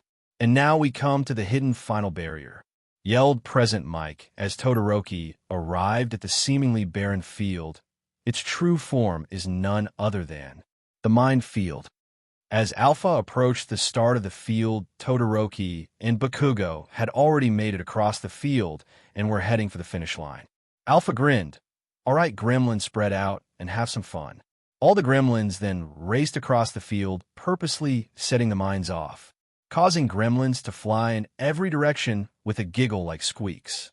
Alpha then raced across the field with a smug grin on his face. However, students were starting to easily pass them as Present Mike had just announced that Todoroki finished first while Bakugo finished second. "The hell, how is everyone passing us?" asked Alpha. "Well, you may have super strength, Alpha, but that doesn't mean you have super speed," answered Beta. "Also, it doesn't help we have really short legs, and that we kind of left an opening for everyone else." Beta was pointing behind him where the rest of the students were running through the fields carefree as a gremlin happily set off the last mine, causing it fly past Coda with a happy giggle. "Well, F," said Alpha as they crossed the finish line. As they passed the finish line, Midnight started to announce the results. "The top 42 have earned the right to advance," announced Midnight, pointing to the hollow screen. Alpha quickly scanned the board and frowned, letting out a low-pitched growl. They had come in 43rd, one placement off. "Phew-uck," screeched Alpha, causing Coda to jump in surprise. "It's okay, Alpha." "YUT tried," stuttered Coda, to "thank you." Alpha sighed as he put Coda down before shyly replying, "Why, you're welcome. I guess we should go meet up with Jekyll and Izuku." Colony disperse. The colony, with the exception of Alpha and Beta, scattered off in different directions, disappearing into various dark cracks and corners, causing many students and audience members to gasp and shriek in surprise. "Well," coughed Midnight, trying to grab the audience's attention. "I'm sorry for the students that failed, but take heart. The festival's showstopper is still being prepared." As Midnight was announcing the next event as a human cavalry battle, Alpha and Beta headed to the waiting room where Jekyll and Izuku were staying in. Coda quickly ran up behind them, panting. "Wait, see, can I come with you?" asked Coda. "I don't really have anywhere else to go at the moment." Alpha looked at Coda with a big grin. "Sure thing. Of course," exclaimed Beta. "I'm sure Izuku would like to get to know you better." So, with Alpha giving directions on Coda's shoulder with Beta starting to drift off into a nap on Coda's head, they ventured to Class 1A's waiting room. As Jekyll and Izuku were waiting for the next event to start, there was a light knock at the door. "Oh, it's Alpha, Beta, and that boy they helped," yawned Theta, poking her head out of Izuku's bushy hair. "Come on, Coda, just open the door," said Alpha on the other side of the door. Theta already let them know we arrived. There was a quiet stuttering "oh" before the door opened to reveal the three. Jekyll and Izuku turned to see the newcomers. Izuku giving a happy wave and "hello." "Hello. You must be Coda. said Izuku, happily patting the chair next to him. Come sit by me, Jekyll. Can be a little scary at first. Hey, what that's supposed to mean? Said Jekyll in shock. Well, if I remember right, Jekyll, Izuku explained, when I first meet you, you had gotten into trouble with Nira, causing her to order the nearest creature, sibling, to hit you hard enough to cause your head to fall off. Koda hesitated before fully sitting down into the chair and asked why your H-head fell off. Yep, it's a side effect of Neo's quirk that was used on his neck, explained Izuku. It's the reason for the stitches on his neck. He's alive, but his head isn't full attached and can fall off if not careful. Oh, said Koda with a nervous chuckle. Izuku then noticed Koda's sudden nervousness and looked away a little sad. Sorry, I didn't mean to shock you. That sort of thing is normal in the lab. And I forget it's far from normal on the outside, apologized Izuku. It's okay, quickly replied Koda. All of this is probably new to you. So, you probably don't know any better. I guess if it were not for you, I wouldn't have met these guys. Koda pointed to both Alpha and Beta, who were now both napping on his head, even though it could be a little scary. See, can I ask you if something, Koda? Said Izuku, suddenly nervous. What is it? Replied Koda. See, can you be my first friend? Asked Izuku. Well, my first one outside my lab family anyways. Sure, you seem nice, answered Koda with a shy smile, even though you seem a little scary. Sweet, cheered Izuku with a glowing smile. Hopefully the more you know me, the less scary I seem. Great, now have a sibling that I would kill anyone for, who can't decide on being a nervous wreck or an overly energetic ball of sunlight, and his now friend, who is also a nervous wreck, who has very high chance of being able to control some of the more animalistic creatures of the lab. Thought Jekyll as he watched Izuku and his new friend chat with each other. Going to have to test that theory when we get the chance. Time up. Midnight announced through the TV. Now shall we see who our top 4 are. In first, Team Todoroki. Second, Team Deku. Third, Team Shinso. Fourth, Team Inoma. The first 4 teams will move on to the final event. Oh, wow, that much time had passed already, said Izuku, just realizing they had missed a whole event while chatting with Koda. I guess so, commented Koda, but I'm not surprised with who won, honestly, though that general ed student has gotten far. Yeah, wonder what kind of quirk it is, wondered Izuku. I think it might be some type of mental or control quirk, pondered Koda. Or maybe even both, commented Izuku with sparkles in his eyes, wondering the possibilities. The event will be after an hour's lunch break. Announced Present Mike. See you then. Hey, Eraserhead, let's go get some food. No, I need to check on something, Aizawa deadpanned. Said Present Mike sadly. I want to have some of the food from the stalls, said Izuku sadly, but I can't leave this area. Jekyll sighed, staring at the puppy dog eyes Izuku was giving him 60. Fine, as long and Theta, Alpha, and Beta stay here and watch you, ordered Jekyll. If you can come with me, Koda, and help me, we can get you some food too. Okay, sure, replied Koda. After Jekyll and Koda left, Izuku tiptoed to the door and peeked out. Okay, time to explore, whispered Izuku with Theta on his head and Alpha and Beta on his shoulders. Well, at least in the areas I'm allowed to be in. Izuku and the gremlins were wandering around the various hallways of the stadium. They were following and attempting to start conversations with Izuku's fellow classmates. However, at every attempt, the students would either shy away from them or outright ignore and flee. As Izuku watched his latest attempt to try to make another friend flee, something caught his attention, causing his ears to twitch. What is it, Izuku? Theta. I hear a voice, answered Izuku. I think it's All Might and someone else. That makes me a little curious, said Beta. Come on, Izuku, let's check it out, said Alpha. Yeah, replied Izuku as he quickly made his way to where the voices were heard. As they approached the hallway, Izuku began to tiptoe to the entrance and peek around the corner. There, standing in the hallway, was All Might, in a business suit with his iconic smile, talking to a large gruff man using their fire quirk as facial hair, glaring down the symbol of peace.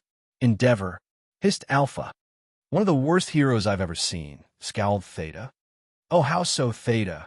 Whispered Izuku.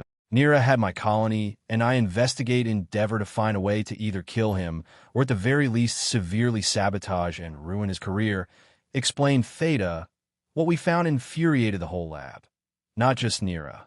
The poor excuse of a living creature was abusing his family. "What?" said Izuku, barely able to keep himself from yelling. Theta shut up for a second, hushed Alpha. "I'm trying to listen to their conversation. Continue after." Izuku sighed, wanting to know more, but nodded in agreement before focusing on All Might and Endeavor's conversation. "Your son," said All Might, "young Todoroki, was able to make such a great showing even without using half of his power. You must have taught him well." "What are you getting at?" growled Endeavor. "I mean it," explained All Might. "I want to know. I'm dying for your how-to on raising the next gen." Endeavor huffed. "You think I'll teach you anything? You'll never quit that easy-breezy attitude of yours, will you? How perfectly annoying." "My bad. Just remember, you fool," Endeavor grinned, "that someday I'll have made him a hero that shall surpass you. That is the very reason I made that boy." "What?" "The ridiculous cretin is currently going through his rebellious phase right now, but he will surpass you. I'll make him." As Endeavor started to walk away, leaving All Might in a state of shock, Izuku heard a loud and annoyed sigh from behind him. Izuku looked behind him to find Jekyll with Koda carrying a large bag of food. Izuku and the gremlins gave Jekyll a very sheepish smile. "Why am I not surprised?" sighed Jekyll. "Was it your idea, Izuku, or was it the gremlins this time?" Just then, Endeavor rounded the corner as Alpha and the other two gremlins started to hiss at him. "Oh, you," huffs Endeavor. "You're the beast Nisa decided to adopt. If only they would have let you participate in the sports festival. That way my Shoto would be able to destroy you, proving himself further that he is to be the one to surpass All Might." "Beast," growled Jekyll. "All I see is a runt that should have been devoured by their mother." Izuku quivered at the glare Jekyll and Endeavor were giving each other. He quickly moved to be behind Jekyll with Koda, who was also quivering in fear. "Repeat that again, villain," growled Endeavor. No, I will not." "Then again, with your ego, I wouldn't be surprised if your ears were deformed as well." The two adults were almost nose to nose at this point, their glares practically giving off sparks. Then Endeavor spoke up before starting to move past the group. "You're lucky, villain, that you and your little group have a peace agreement on UA grounds. The moment you and your beast step off UA grounds, I will not hesitate to put you both where you belong. You go ahead and try that," hissed Jekyll. "See what happens." As Endeavor passed Izuku and Koda, Izuku turned around to face Endeavor. He worked up the courage, and Izuku spoke up. A hiss was in his voice, and his pupils had thinned to only slivers. "A hatchling, though genetically similar to their parent, they are still two separate creatures. So, the same can be said between you and Shoto. He is not you." Endeavor huffed one last time before disappearing down the hallway. Back in 1A's waiting room, Izuku was sprawled out onto the tables having a mini freak-out. That W's is scary," stuttered Izuku. "T thought he was going to attack me F for sure after all the taunting Jekyll did." "I was hoping for that actually," said Jekyll. "If he did, I wouldn't get into trouble for attacking back." "What?" yelled Izuku in shock. "No way, Jekyll, that's mean of you." It's okay, Izuku," said Koda, trying to comfort Izuku by handing him a smoked turkey leg. Izuku happily accepted the turkey leg with a soft thank you before lifting his head back and swallowed the leg whole. Koda watched surprised and a little intrigued and asked, "How much is your body? I is snake-like, Izuku." "Oh, well, thanks to Nira, pretty much my whole body is snake or reptile-like in some way. Even in this form, externally I may seem more human-like, but internally it is still primarily reptilian. Cold-blooded and all." That's actually kind of cool. I've always wondered about reptiles as they're not very chatty creatures, but they make good company. Every single one that I have meet is always willing to listen to me about my day. "Oh, Theta, before I forget, was there more to your story with that mission?" asked Izuku. "Yes, actually," said Theta. "While we were spying at the Todoroki household, there was a terrible accident with their family. I had forgotten Mother had sent you and your colony to that runt hero's household," commented Jekyll.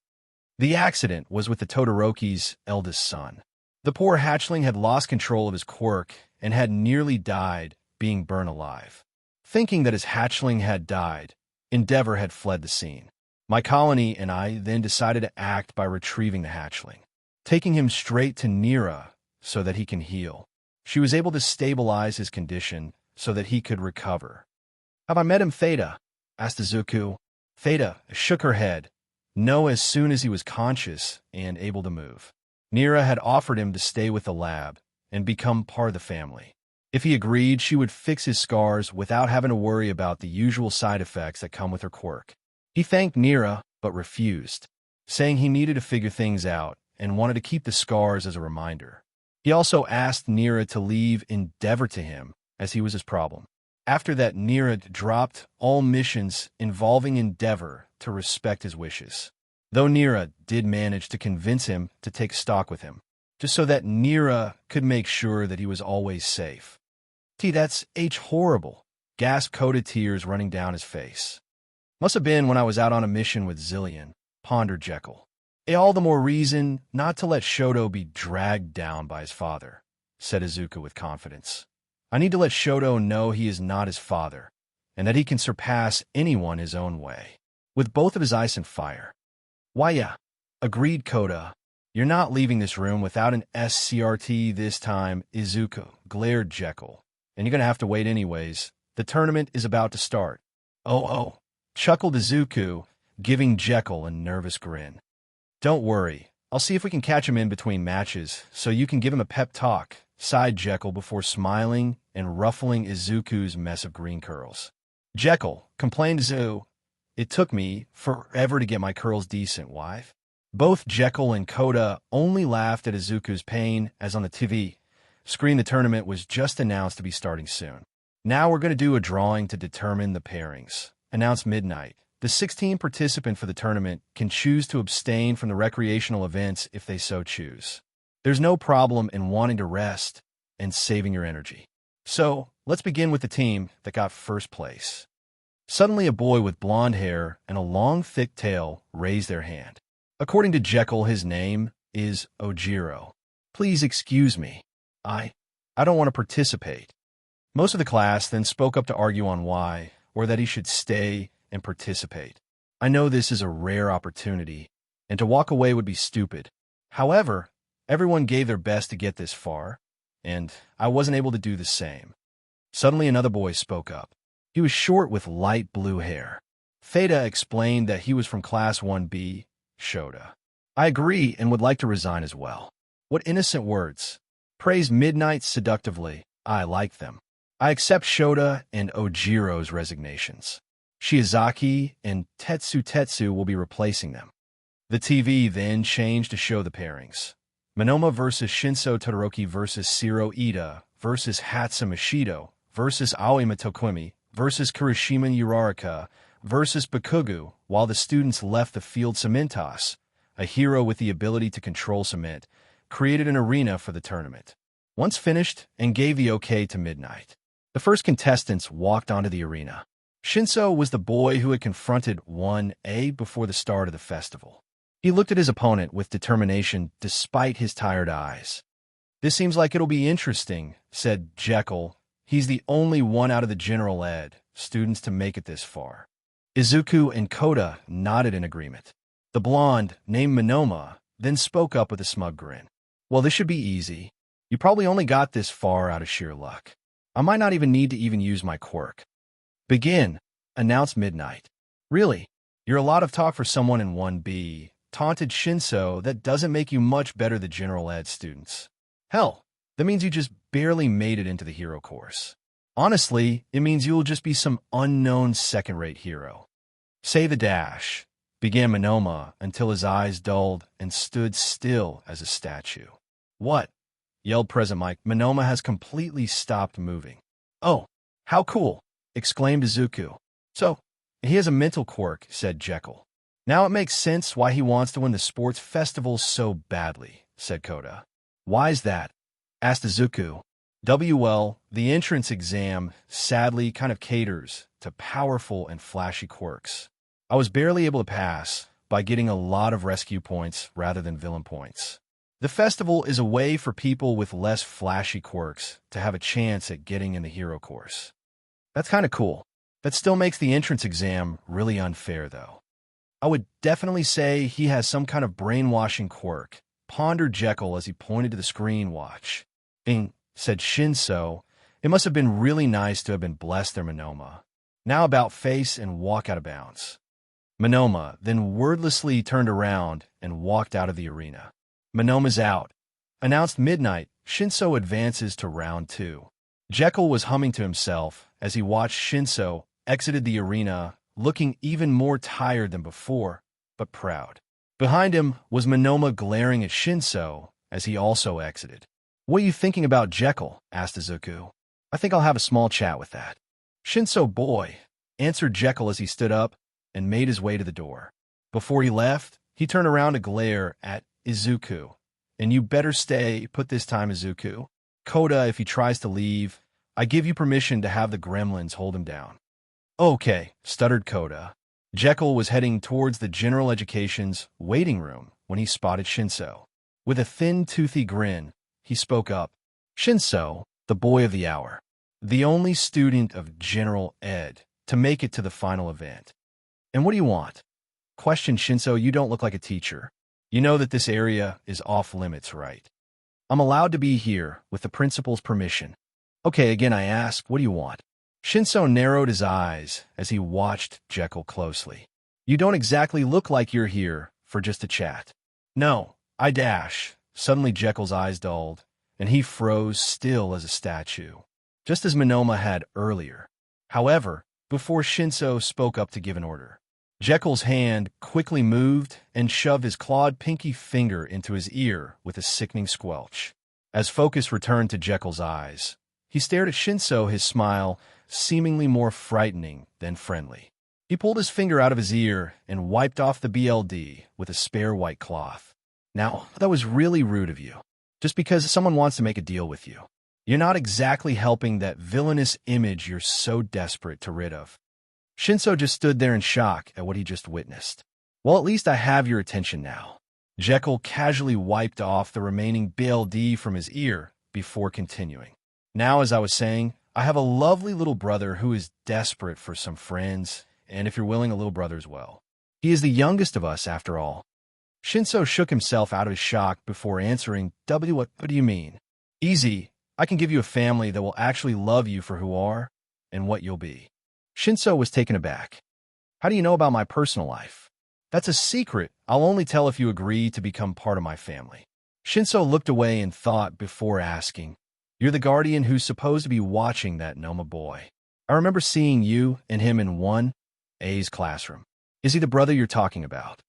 "Yes, you are correct. Just like you, my brother was ridiculed for his quirk, was deemed useless by his peers. That was until he was rescued by our loving mother and made him better, showing us what real love was like." "Now let me think on it." With that, Shinso walking away deep in thought. Before he rounded the corner, Jekyll spoke up. "I'll give you till the end of the festival to think on it. Izuku would love to have a little brother as his partner when he becomes a hero." Shinso then silently disappeared down the hall. "Jekyll, I would appreciate it if you did not go around and try to get my students to join your family," said a chipper voice behind Jekyll. I was wondering when you'd show up, Nizu." Jekyll peered behind him to find the rodent principal. "Mother did warn you I would be when she gave you her terms. Which, by the way, I had no choice but to accept. However, that was if you had any proof that a student was being neglected. Which I do have. A gremlin will stop by your office to deliver the documents and photos." "And when did you have time to do that, pray tell?" "While I was getting food, I had some gremlins investigate my hunch, as it were. It's your own school's fault for not noticing." Nizu sighed in defeat. If only I did not owe so much to Nira. With a final sigh, Nizu walked off. "Then you wouldn't be here today. More than likely still at that subpar lab or dead in a ditch," chuckled Jekyll before heading back to 1A's waiting room. "Jekyll!" Izuku cheered from underneath a large pile of gremlins. Jekyll just gave Izuku a deadpan stare as he entered into the room. "Really, you still tried to leave after I left?" "The matches while you were gone were boring." "I have to admit, they kind of were," said Koda. Well, thank you, Koda, for keeping Izuku here. Praise Jekyll. By the way, Izuku, a little gremlin, told me you may have a little brother soon. Izuku made an exaggerated gasp with sparkles in his eyes. Really, I'll finally be a big brother soon. It's not official yet, grinned Jekyll. Is your family adopting someone, Jekyll? Asked Koda. Yep, we're just finalizing some stuff. Wow, congratulations, Izuku, cheered Koda. That expression on little Shinso gave. He is sure to accept, thought Jekyll as Izuku and Koda talked excitedly. I wonder what mother would give him. Snake, bird, or feline. Maybe even all, if his body can handle it. So what did I miss? Asked Jekyll. Not much, said Koda. That Bakugo brat won against the Uraraka chick, explained Alpha as he and the rest of the gremlins climbed off Izuku. Todoroki beat Mr. Tape, while Metalhead versus Rockhead ended up as draw. Since the last match ended in a draw, Shinso was moved up to the finals, said Beta.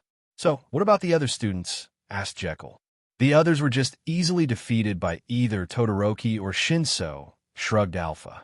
They'll just leave the Explosion Brat and Todoroki for the semifinals, pondered Jekyll. Todoroki and Bakugo's match is just finishing up from the looks of it, said Kodu, pointing to the TV. Everyone in the room then turned to watch who would win. Bakugo seems to be on his last legs while Todoroki is looking a little frosty, announced Present Mike.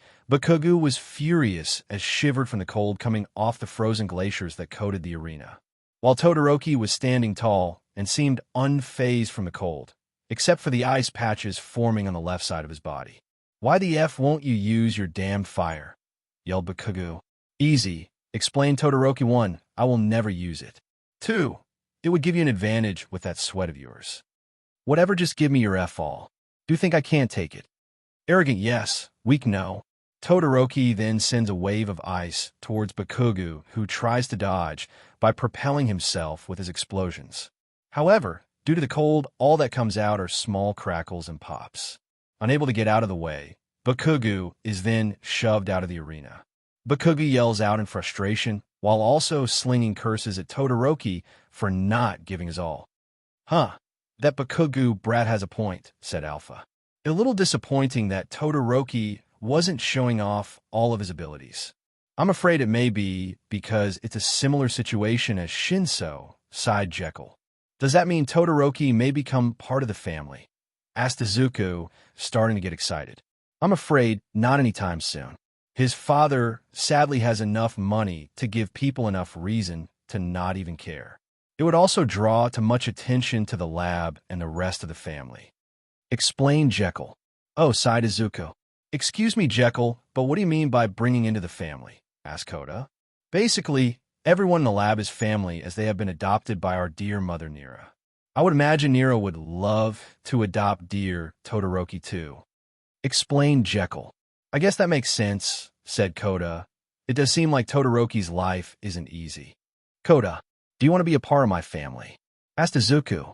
Thank you for the offer, Izuku, but I'm happy and love my current family, chuckled Koda. Hey, final match is finally starting. Chirped Beta. Here we are, ladies and gentlemen. Announced Present Mike. Welcome to the first year finales.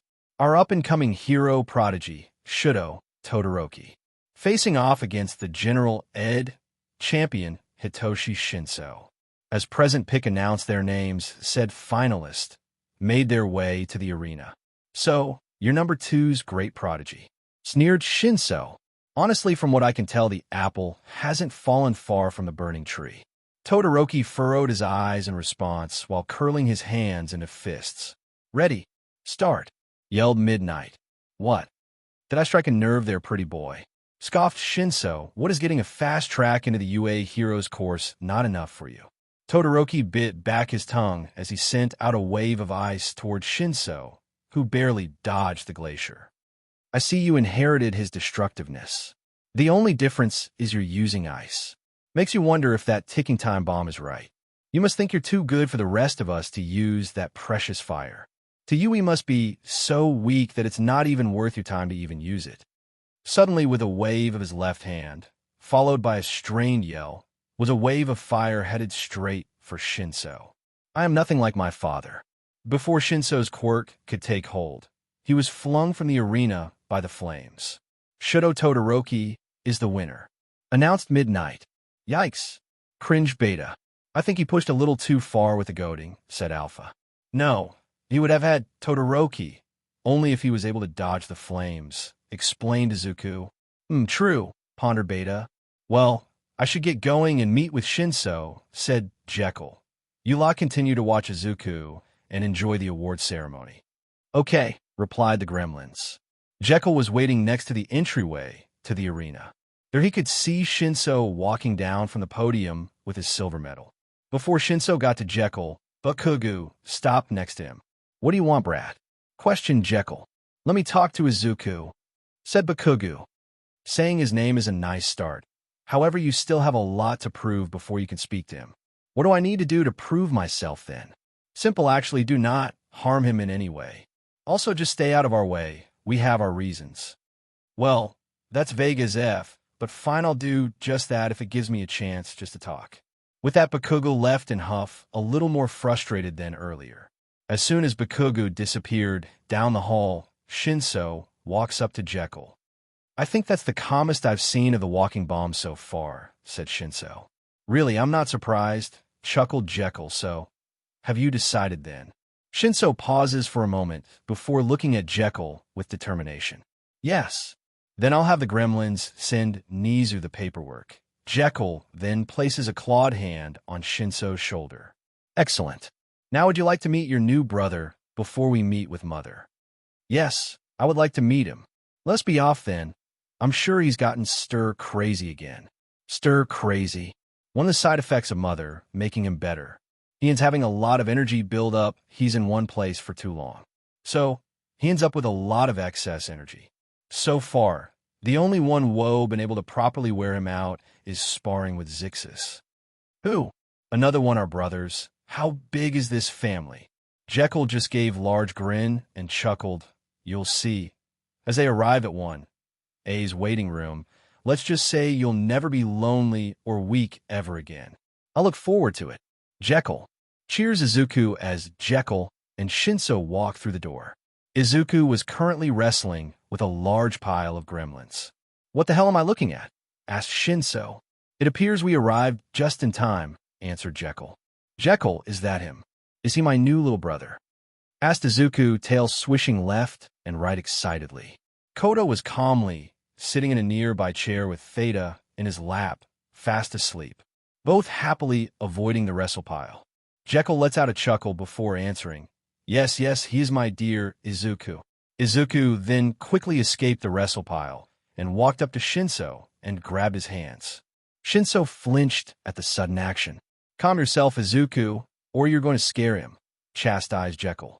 Sorry, apologized Izuku, letting go of Shinso's hands. It's okay. You're just excited, right? Said Shinso. Yep. We're going to have so much fun together, said Izuku excitedly. With you, me, and Koda, we'll be an unstoppable hero team. You think so? Even with a villainous quirk like mine. Especially with a quirk like yours. Koda nodded in agreement. Right. Well, it's nice to meet you, Izuku. Jekyll claps his hands to get everyone's attention. Well, now that all the introductions are out of the way, let's take you back to the dorms, Izuku. It's starting to get late, and I need to take our dear Shinso home and meet the rest of the family. Jekyll then looked to Koda. Are your parents here, Koda, or are they waiting for you at home? At home. They're probably starting to get worried by now, answered Koda. You can tag along until we have to part ways. Just let your parents know that you are on your way. Koda nodded and pulled out his phone, being careful to not wake Theta. With that, the strange group packed up and left for their respective homes for the night. Yes, what is it, Jekyll? I'm in the middle of a surgery, said Nira through a phone Mr. Hyde was holding for her. Nira was arms deep into the chest cavity of a strange red creature with an exposed brain and large bat-like wings. Oh, you know that BSDRD Ujiko needed a little help since he pushed a little too much into one of Nomu again and wanted to be able to salvage it. He's lucky Sensei likes him so much to keep him alive, especially after what he did to my poor little Izuku. Nira paused for a moment to listen to Jekyll and let a large, toothy grin crawl up her cheeks. A new son. Nira put a bloody claw to her chin. His quirk sounds interesting. I know just what to give him. I'll see you soon, Jekyll. Also, Zixis has been antsy if you could either spar with him or convince Niza to take him with you to UA. That way he and Izuku can have a little playtime and burn off their excess energy.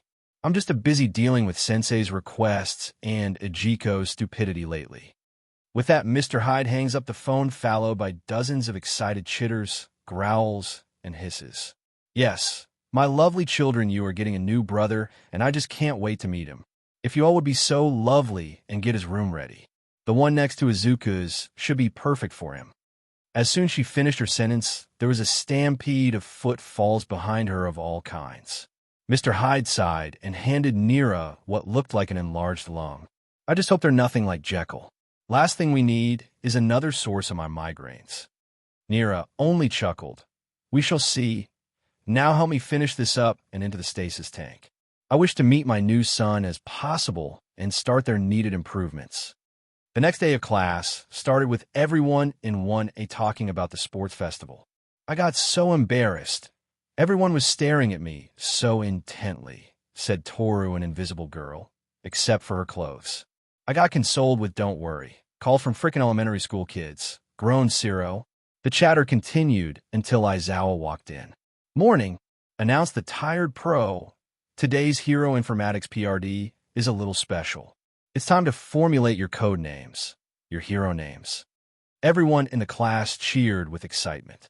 Though despite also being excited, Izuku and Jekyll cringed at everyone's loudness. This is related to the draft nominations by pros yesterday. The nominations will truly start maturing only after you've gained some experience and adapted your fighting skills during your sophomore and senior years. In other words, the nominations you're getting this year are more akin to expressions of interest in your future potential. The tally for nominations are as follows. Izawa that taps the blackboard to show the top nominations the class received. Nomination tallies. Todoroki, 4,123 Bakugo, 3,556 Tokoyami, 360 Ida, 301 Kaminari, 272 Yaoyorozu, 108 Kirishima, 68 Uraraka, 20 Ciro, 14. Looking at the list, Izuku was a little sad not seeing Koda's name. It makes sense, thought Izuku with a sigh. He didn't even pass the first round. Izuku wasn't the only with a disappointed sight. Some more obvious the others. Based on this, regardless of whether or not you received any nominations, I'll be having you all go get some so-called workplace experience, explained Izawa. Well, you've all dipped a toe into the world of pros, some more intimately than others. However, I think experiencing the activities of a pro firsthand will prove to be more fruitful training than before. Because of that, we need hero name, said Sato, a largely built boy. Of course, placeholder names are fine too, but something appropriate dash. Izawa was explaining until a loud female voice interrupted. Because, if not, it'll be hell from there, announced Midnight as she struts into the classroom. The names you pick now, the names you come to be known by the world. In many cases, they stay that way after becoming pros. Well, she is correct. I'll be having Midnight evaluate your naming sense, since I for sure can't. Deadpanned, Izawa. The way your futures end up will approach the image projected by the names you choose. It's all down to the old phrase, names and natures agree. For example, All Might. Jekyll, what do you think I should call myself? Asked Izuku. Jekyll chuckles. Really? I would have figured you would have had a name this whole time. Kind of, but I wanted your opinion. Oh, what is it? Izuku then leans into and whispers into Jekyll's ear. I think that would work perfectly. Jekyll smiles as he ruffles Izuku's hair. Minus 15 minutes later. All right, it's almost time. For those that are ready, present their names for the class. Announced Midnight. The first to walk up and present was Aoyama, a blonde foreign boy. Here it comes, the name of the sparkling hero. I cannot stop twinkling. Well then, that's a mouthful, thinks Jekyll. If you take out the I and abbreviate it, just can't, it'll be easier to say. Critiqued Midnight. Too right, mademoiselle. Next is Mina, a pink skin girl with horns. Right, hey, I'm next. Call me Alien Queen. Wouldn't that be a copyright issue? Or would the movie be too old now? Would it even matter? Wondered Jekyll. Azui, a girl with a frog mutation quirk, raised her hand. Is it okay if I go next? I've known since I was in elementary school what I'd be. Froppy. That one is nice and cute. She seems nice. Maybe we could be friends, thinks Izuku. Now for mine. Announces a spiky red-haired boy named Kirishima. Red Riot. A reference to Crimson Riot, right? Izuku excitedly asks. Why, it is. He's retro, but he's the kind of hero image I'm aiming for, answered Kirishima, a little embarrassed. The other classmates then started to show off their names. Siro with cellophane, Shoji, a boy with a tentacle mutation with tentacle, Jiro, a girl with an audio jack mutation on her earlobes with earphone jack. Mina changed hers to Pinky. Sato simply went with Sugarman. Ojiro, a boy with a tail mutation, went with Sato's idea and went with Tailman. Kaminari, a boy with blonde hair and a black streak in it, proudly announced Chargebolt. Toru just went with the obvious invisible girl. Yayorozu, a slender girl with long black hair, went with Creedy. Todoroki seemed to not care as much and went with his first name Shudo. Tokoyami, a boy with a crow head mutation, was a little more creative with Tsukuyomi. Mineta shakily gave his as grape juice. Koda shyly added his as Anima with Theta on his shoulder, sleepily giving an approving nod. Bakugu was hesitant but calmly announces his as Dynamite. He then momentarily looks at Izuku before sitting back down. Everyone caught off guard by his suddenly calm demeanor before continuing. Uraraka, a girl with short brown hair, gives hers as Uravity. That went smoother than I thought it would, says Midnight. All that's left is Ida and I suppose Izuku. Ida, a tall blue-haired boy with engine exhaust on his legs, is hesitant. Jekyll spots him shaking before he shows his as his first name Tenya. Something's going on there, thinks Jekyll as he quietly waves over a gremlin that's relaxing near Koda and whispers in its ear. Keep an eye on that Ida boy. We don't need a student getting reckless or lashing out. The gremlin nods and goes to hide nearby. Your turn now, Izuku, says Midnight. Izuku happily stands up and announces, I will be Mehen, the guardian serpent. That's really interesting. Like Tokoyami, it's based off of a god. However, it is based off of an Egyptian god, critiques Midnight. Your field training will be 1 week long, explains Aizawa before looking to Jekyll and Izuku. However, Izuku, you will stay here at UA and will be training under Jekyll's and my supervision. Izuku sadly nods in agreement. These are all good workplaces, but those with nominations will receive a personalized list. Pick one. Aizawa continued. Those who didn't will get a list of 40 participating workplaces from across the country. Choose one from the list, then turn them in by the end of the week.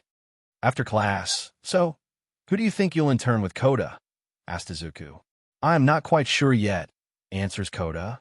You should go for something involving rescue, or go with someone who can help you improve in hand-to-hand combat. Chirps Beta from Koda's shoulder. I think rescue fits him best, yawns Theta. Then how about the wild pussycats? You'll get rescue training as well as some physical training, suggested Izuku. I'll think about it, thank you, smiled Koda. While listening to Izuku and Koda talk with the gremlins, Jekyll was closely watching Ida. That boy's going to do something reckless, I just know it. Later that night, Izuku meets with Jekyll outside his room. I know you feel it too, Jekyll. Something's going to happen to one of my classmates, said Izuku nervously. Can you keep an eye on them? Don't worry, my dear little brother. I have scrap spies and gremlins keeping an eye on everyone, reassured Jekyll. Especially Ida, right? He seemed off after the sports festival. Also, what about Koda? I don't want my first friend getting hurt. Jekyll chuckles at his adorable little brother and ruffled his hair. I have 2 of our brothers keeping a close eye on him, and don't you worry about Koda. He has both Beta and Theta keeping him company along with a small portion of gremlins following him around. Izuku nodded, and as he was about to return to his room, Jekyll stops him and carefully pulls out a syringe. Izuku gasps and looks at Jekyll starry-eyed. Another quirk, whispers Izuku. Mother sent it so that you could easily stretch your coils and get some proper exercise, whispered Jekyll. He then moves Izuku so that he is hidden from any possible cameras and inject the syringe into Izuku's neck. Izuku shivers and lets out a quiet and satisfying hiss. For a moment, Izuku is still before speaking. An invisibility quirk based around refracting light in the skin or in my case scales. Let it settle first, and then you could go have a little fun during the night. Izuku nods happily while giving a big fong-filled grin. Love bar. Nira, why the hell are you here? I didn't ask for you. Hissed Tamura. I'm just here to watch the show before visiting Sensei. Grinned Nira, playing with Mr. Hyde, sitting at the bar counter. Across from him by the front door was a tall, thin man, hunched over, armed from head to toe with some sort of blade weapon. So, don't mind me, hero killer Stain, giggled Nira. Continue with your little meeting. So, you want me to join your little gang, growled Stain. What is your goal? First of all, we want to waste All Might. Then we'd like to destroy everything that's not to our liking, explained Tamura. Stain lets out a drawn-out sigh. You're the type I despise the most. What sense is there to bloodlust without a cause? In order to accomplish anything, you need a creed, a mind. Those weaklings who lack both are cold is only natural. Suddenly, Stain runs forward, unsheathing 2 daggers to attack Tamura, only to blocked by Mr. Hyde's metal claws. You're lucky, brat, that you're Nira's boss protege, growled Mr. Hyde. Sorry, Stain. No matter how much I dislike the boy, I can't allow him to die, sighed Nira. Nira Madlab, here of all places. I would have thought you somewhat better than them, hissed Stain before standing back up and sheathing his daggers. Now send me back to Hosu. I'm done here. Send him away, Kirojiri, I'm done with him too, growled Tamura as he stood back up, shoving Mr. Hyde off of himself. Kirojiri complied and opened a portal to send Stain away. As soon as he left, Tamura started scratching his neck in irritation. I'm pissed. I knew this wouldn't work. If I want to destroy SHD, I should be able to just go and destroy it. Nira, let me use some Nomu. No way, not mine, retorted Nira, pulling Mr. Hyde onto her lap. Use Ajiko's for your little tantrum. His are brainless fodder. Fine. Kirojiri, send me to the doctor. Let's cause some chaos. Cool. Let me get some popcorn ready first, chirped Nira as she hopped off the stool. Before anyone knew it, the day of internships arrived. The first day with only Aizawa and Jekyll. Izuku was antsy with energy. Jekyll, can you please see? Ask Aizawa-sensei if we can use one of the gyms again, please see. Begged Izuku. I've got so much energy, I'm practically vibrating out of my scales. Jekyll sighed. I would like to, little brother, but Aizawa had been quite adamant on that. We've already used it too much today. There are students outside the hero course that use it. Well, they could just join in on our spares, and then we'd all have fun, pouted Izuku. Oh, my dear, sweet, innocent little brother, they would probably get severely injured in the process with how rough we tend to take it, thought Jekyll with a sigh, but then whispered, plus, you're going to need that energy tonight. Mother sent word that Stain is going to be on the prowl, so that classmate of yours is probably going to need the backup. Not too far away was Aizawa, hidden behind the corner of the hallway, listening in. What are you up to, Jekyll? Later that night with Ida, screams could be heard throughout Hosa City as several Nomu of various sizes and shapes attack citizens and the surrounding buildings. Their eyes seemingly long dead and exposed brains with animalistic screams. Ida was with the hero manual when the attack started. Tenya, let's go quick, ordered the plain-looking hero and ran off in the direction of the chaos. However, Ida did not follow, but instead ran down an alleyway that was right next to them. Farther down the alley was Stain getting ready to kill a hero by the name of Native. So DM in, Noisy. The dumbass must have arrived then. Groaned Stain. I'll dispose of him later, right now. I'm going to do the things I got to do. Native, unable to move, started to panic as the katana Stain held drew closer to his neck. If you're going to ride the name of hero, then choose your last words. As Stain was about to cut Native's neck, Ida came speeding toward Stain's back. However, sensing Ida's approach, Stain swung his katana directly behind himself, knocking down Ida and his helmet off in the process. A child wearing a suit. Go away. This isn't a place for children. A BLD red scarf and carrying blades all over their body, said Ida as he shakily stood back up. You're the hero killer Stain, right? I've been chasing after you, but to think I would find you this soon. I dash. Ida was then interrupted as Stain pointed his katana to Ida's throat. So those are avenging eyes. Heed the following words. If the situation so demands it, even children are fair target. Are you saying that I'm not even a threat? In that case, listen up, criminal. I am the brother of a hero you cut down, the brother of the finest hero, and I have come to put a stop to in his stead. Don't you ever on your life forget the name Ingenium. That is the name of the hero that will take you down.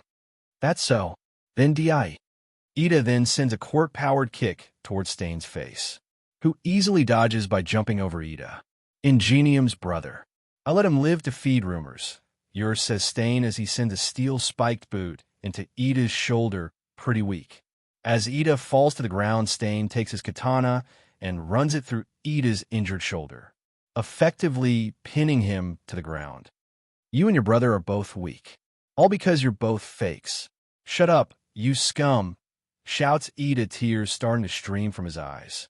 The lower half of his body was paralyzed from spinal injuries. He'll never be able to perform any heroics again. He saved so many. He's a splendid hero. He gave me a dream. He's a splendid hero. I'll kill you. First, save him, scoffs Stain as he points a finger towards Native who is still unable to move. Before concerning yourself, go rescue others. Don't go brandishing your power for your own sake, while being consumed by your hatred in front of your enemy, just to satisfy your own selfish desires. That is an act farthest from what it means to be a hero. That is why you will die here.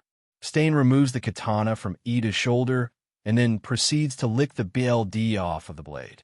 Ida, to his shock, is now suddenly unable to move a muscle. You shall be one of the many offerings towards a just world. Stain then raises his katana, preparing a killing blow. Suddenly, Stain is then kicked in the face by a furry raptor-like foot, knocking Stain away from Ida. As Stain quickly regains his balance, he looks to see who his new opponent is. There, standing over Ida, is a purple humanoid raptor cat hybrid creature. This creature had heavy bags under their tired eyes and strange holes lining their neck. Next to the creature was a dark gray-skinned man with orange hair, wearing brightly colored clothes and had metallic clawed tentacles growing out of their back. "Aw, why did you interrupt him, Shinzi? We could have gotten a nice snack," said the orange-haired man, grinning with shark-like teeth. "I think you forgot why we are here in the first place, Zillion." The purple raptor deadpanned. "Of course, it was for you to get used to your new body and to get a snack along the way. Yes and no. We're supposed to be protecting Izuku's classmate. Honestly, I expected better of someone from 1A. Wait, Shinzi. Thought Ida, Shinso Hitoshi from the sports festival. You two must be one of Nira's beasts," growled Stain. "Beasts?" exclaimed Zillion, looking disgusted. "How dare you? We are her beloved children." Zillion then quickly extended his tentacles, intending to pierce Stain, who skillfully dodges. Shinso comes up behind the stabbing tentacles to try and land a deadly kick with his raptor, scythe-like for claw. Stain barely blocks these kicks with his katana, with Zillion continuing the onslaught of strikes.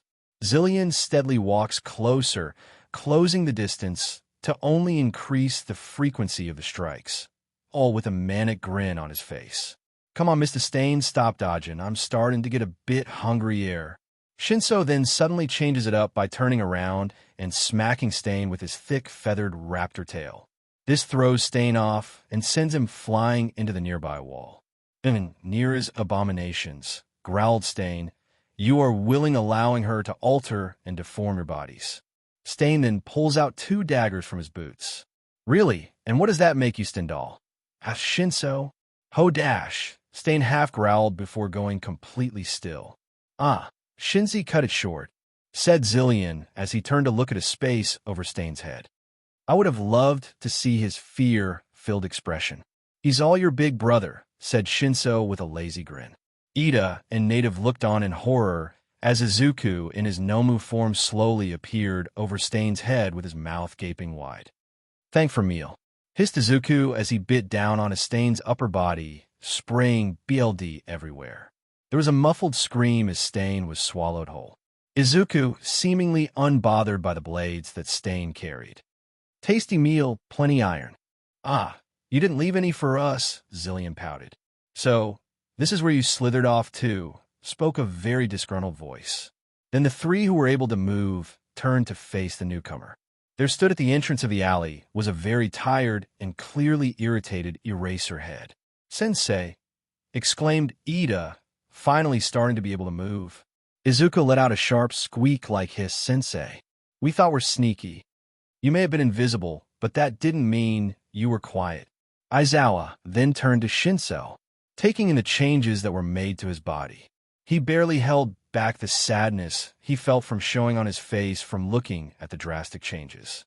Does Present Mike already know of the changes, so he can let your homeroom class know? Or did you drop out completely? Yes, Mother notified Nizu, who notified Mike Sensei.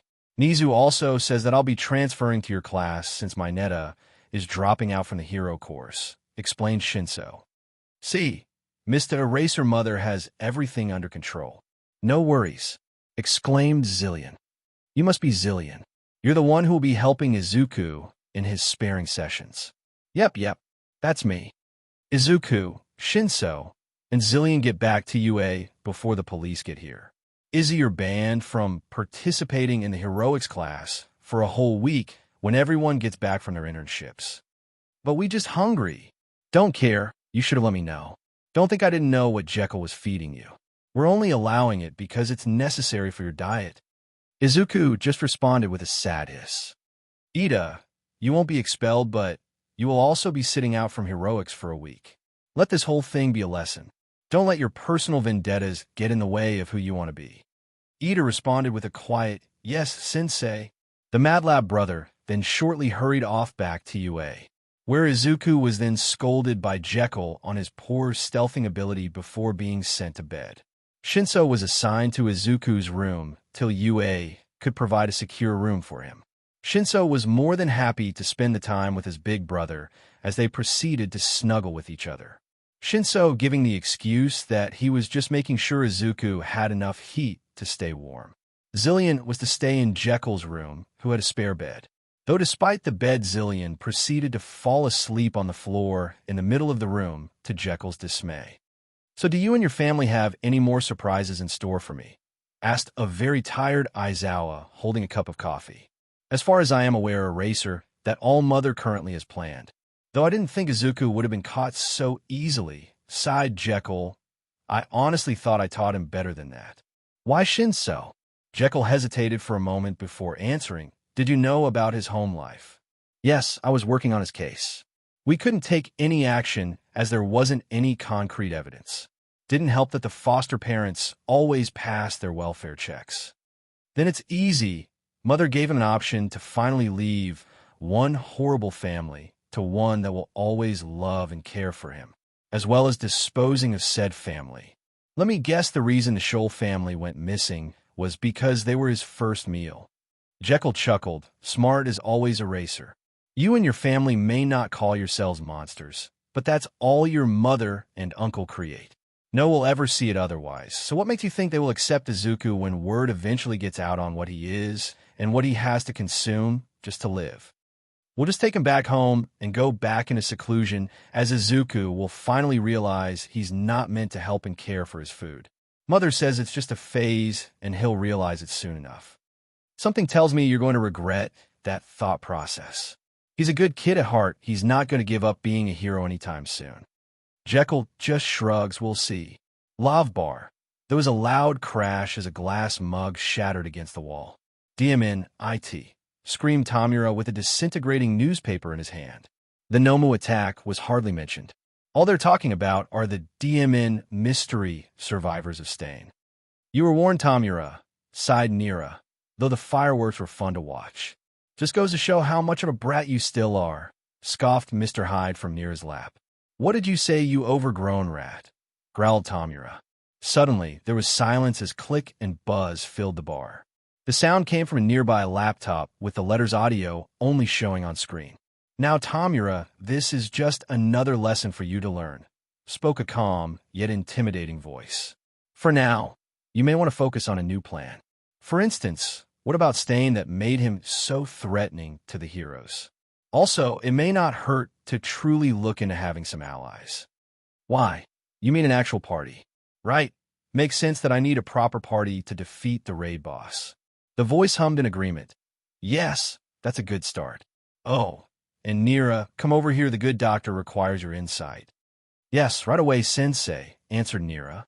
Hirojiri, if you would please open a portal.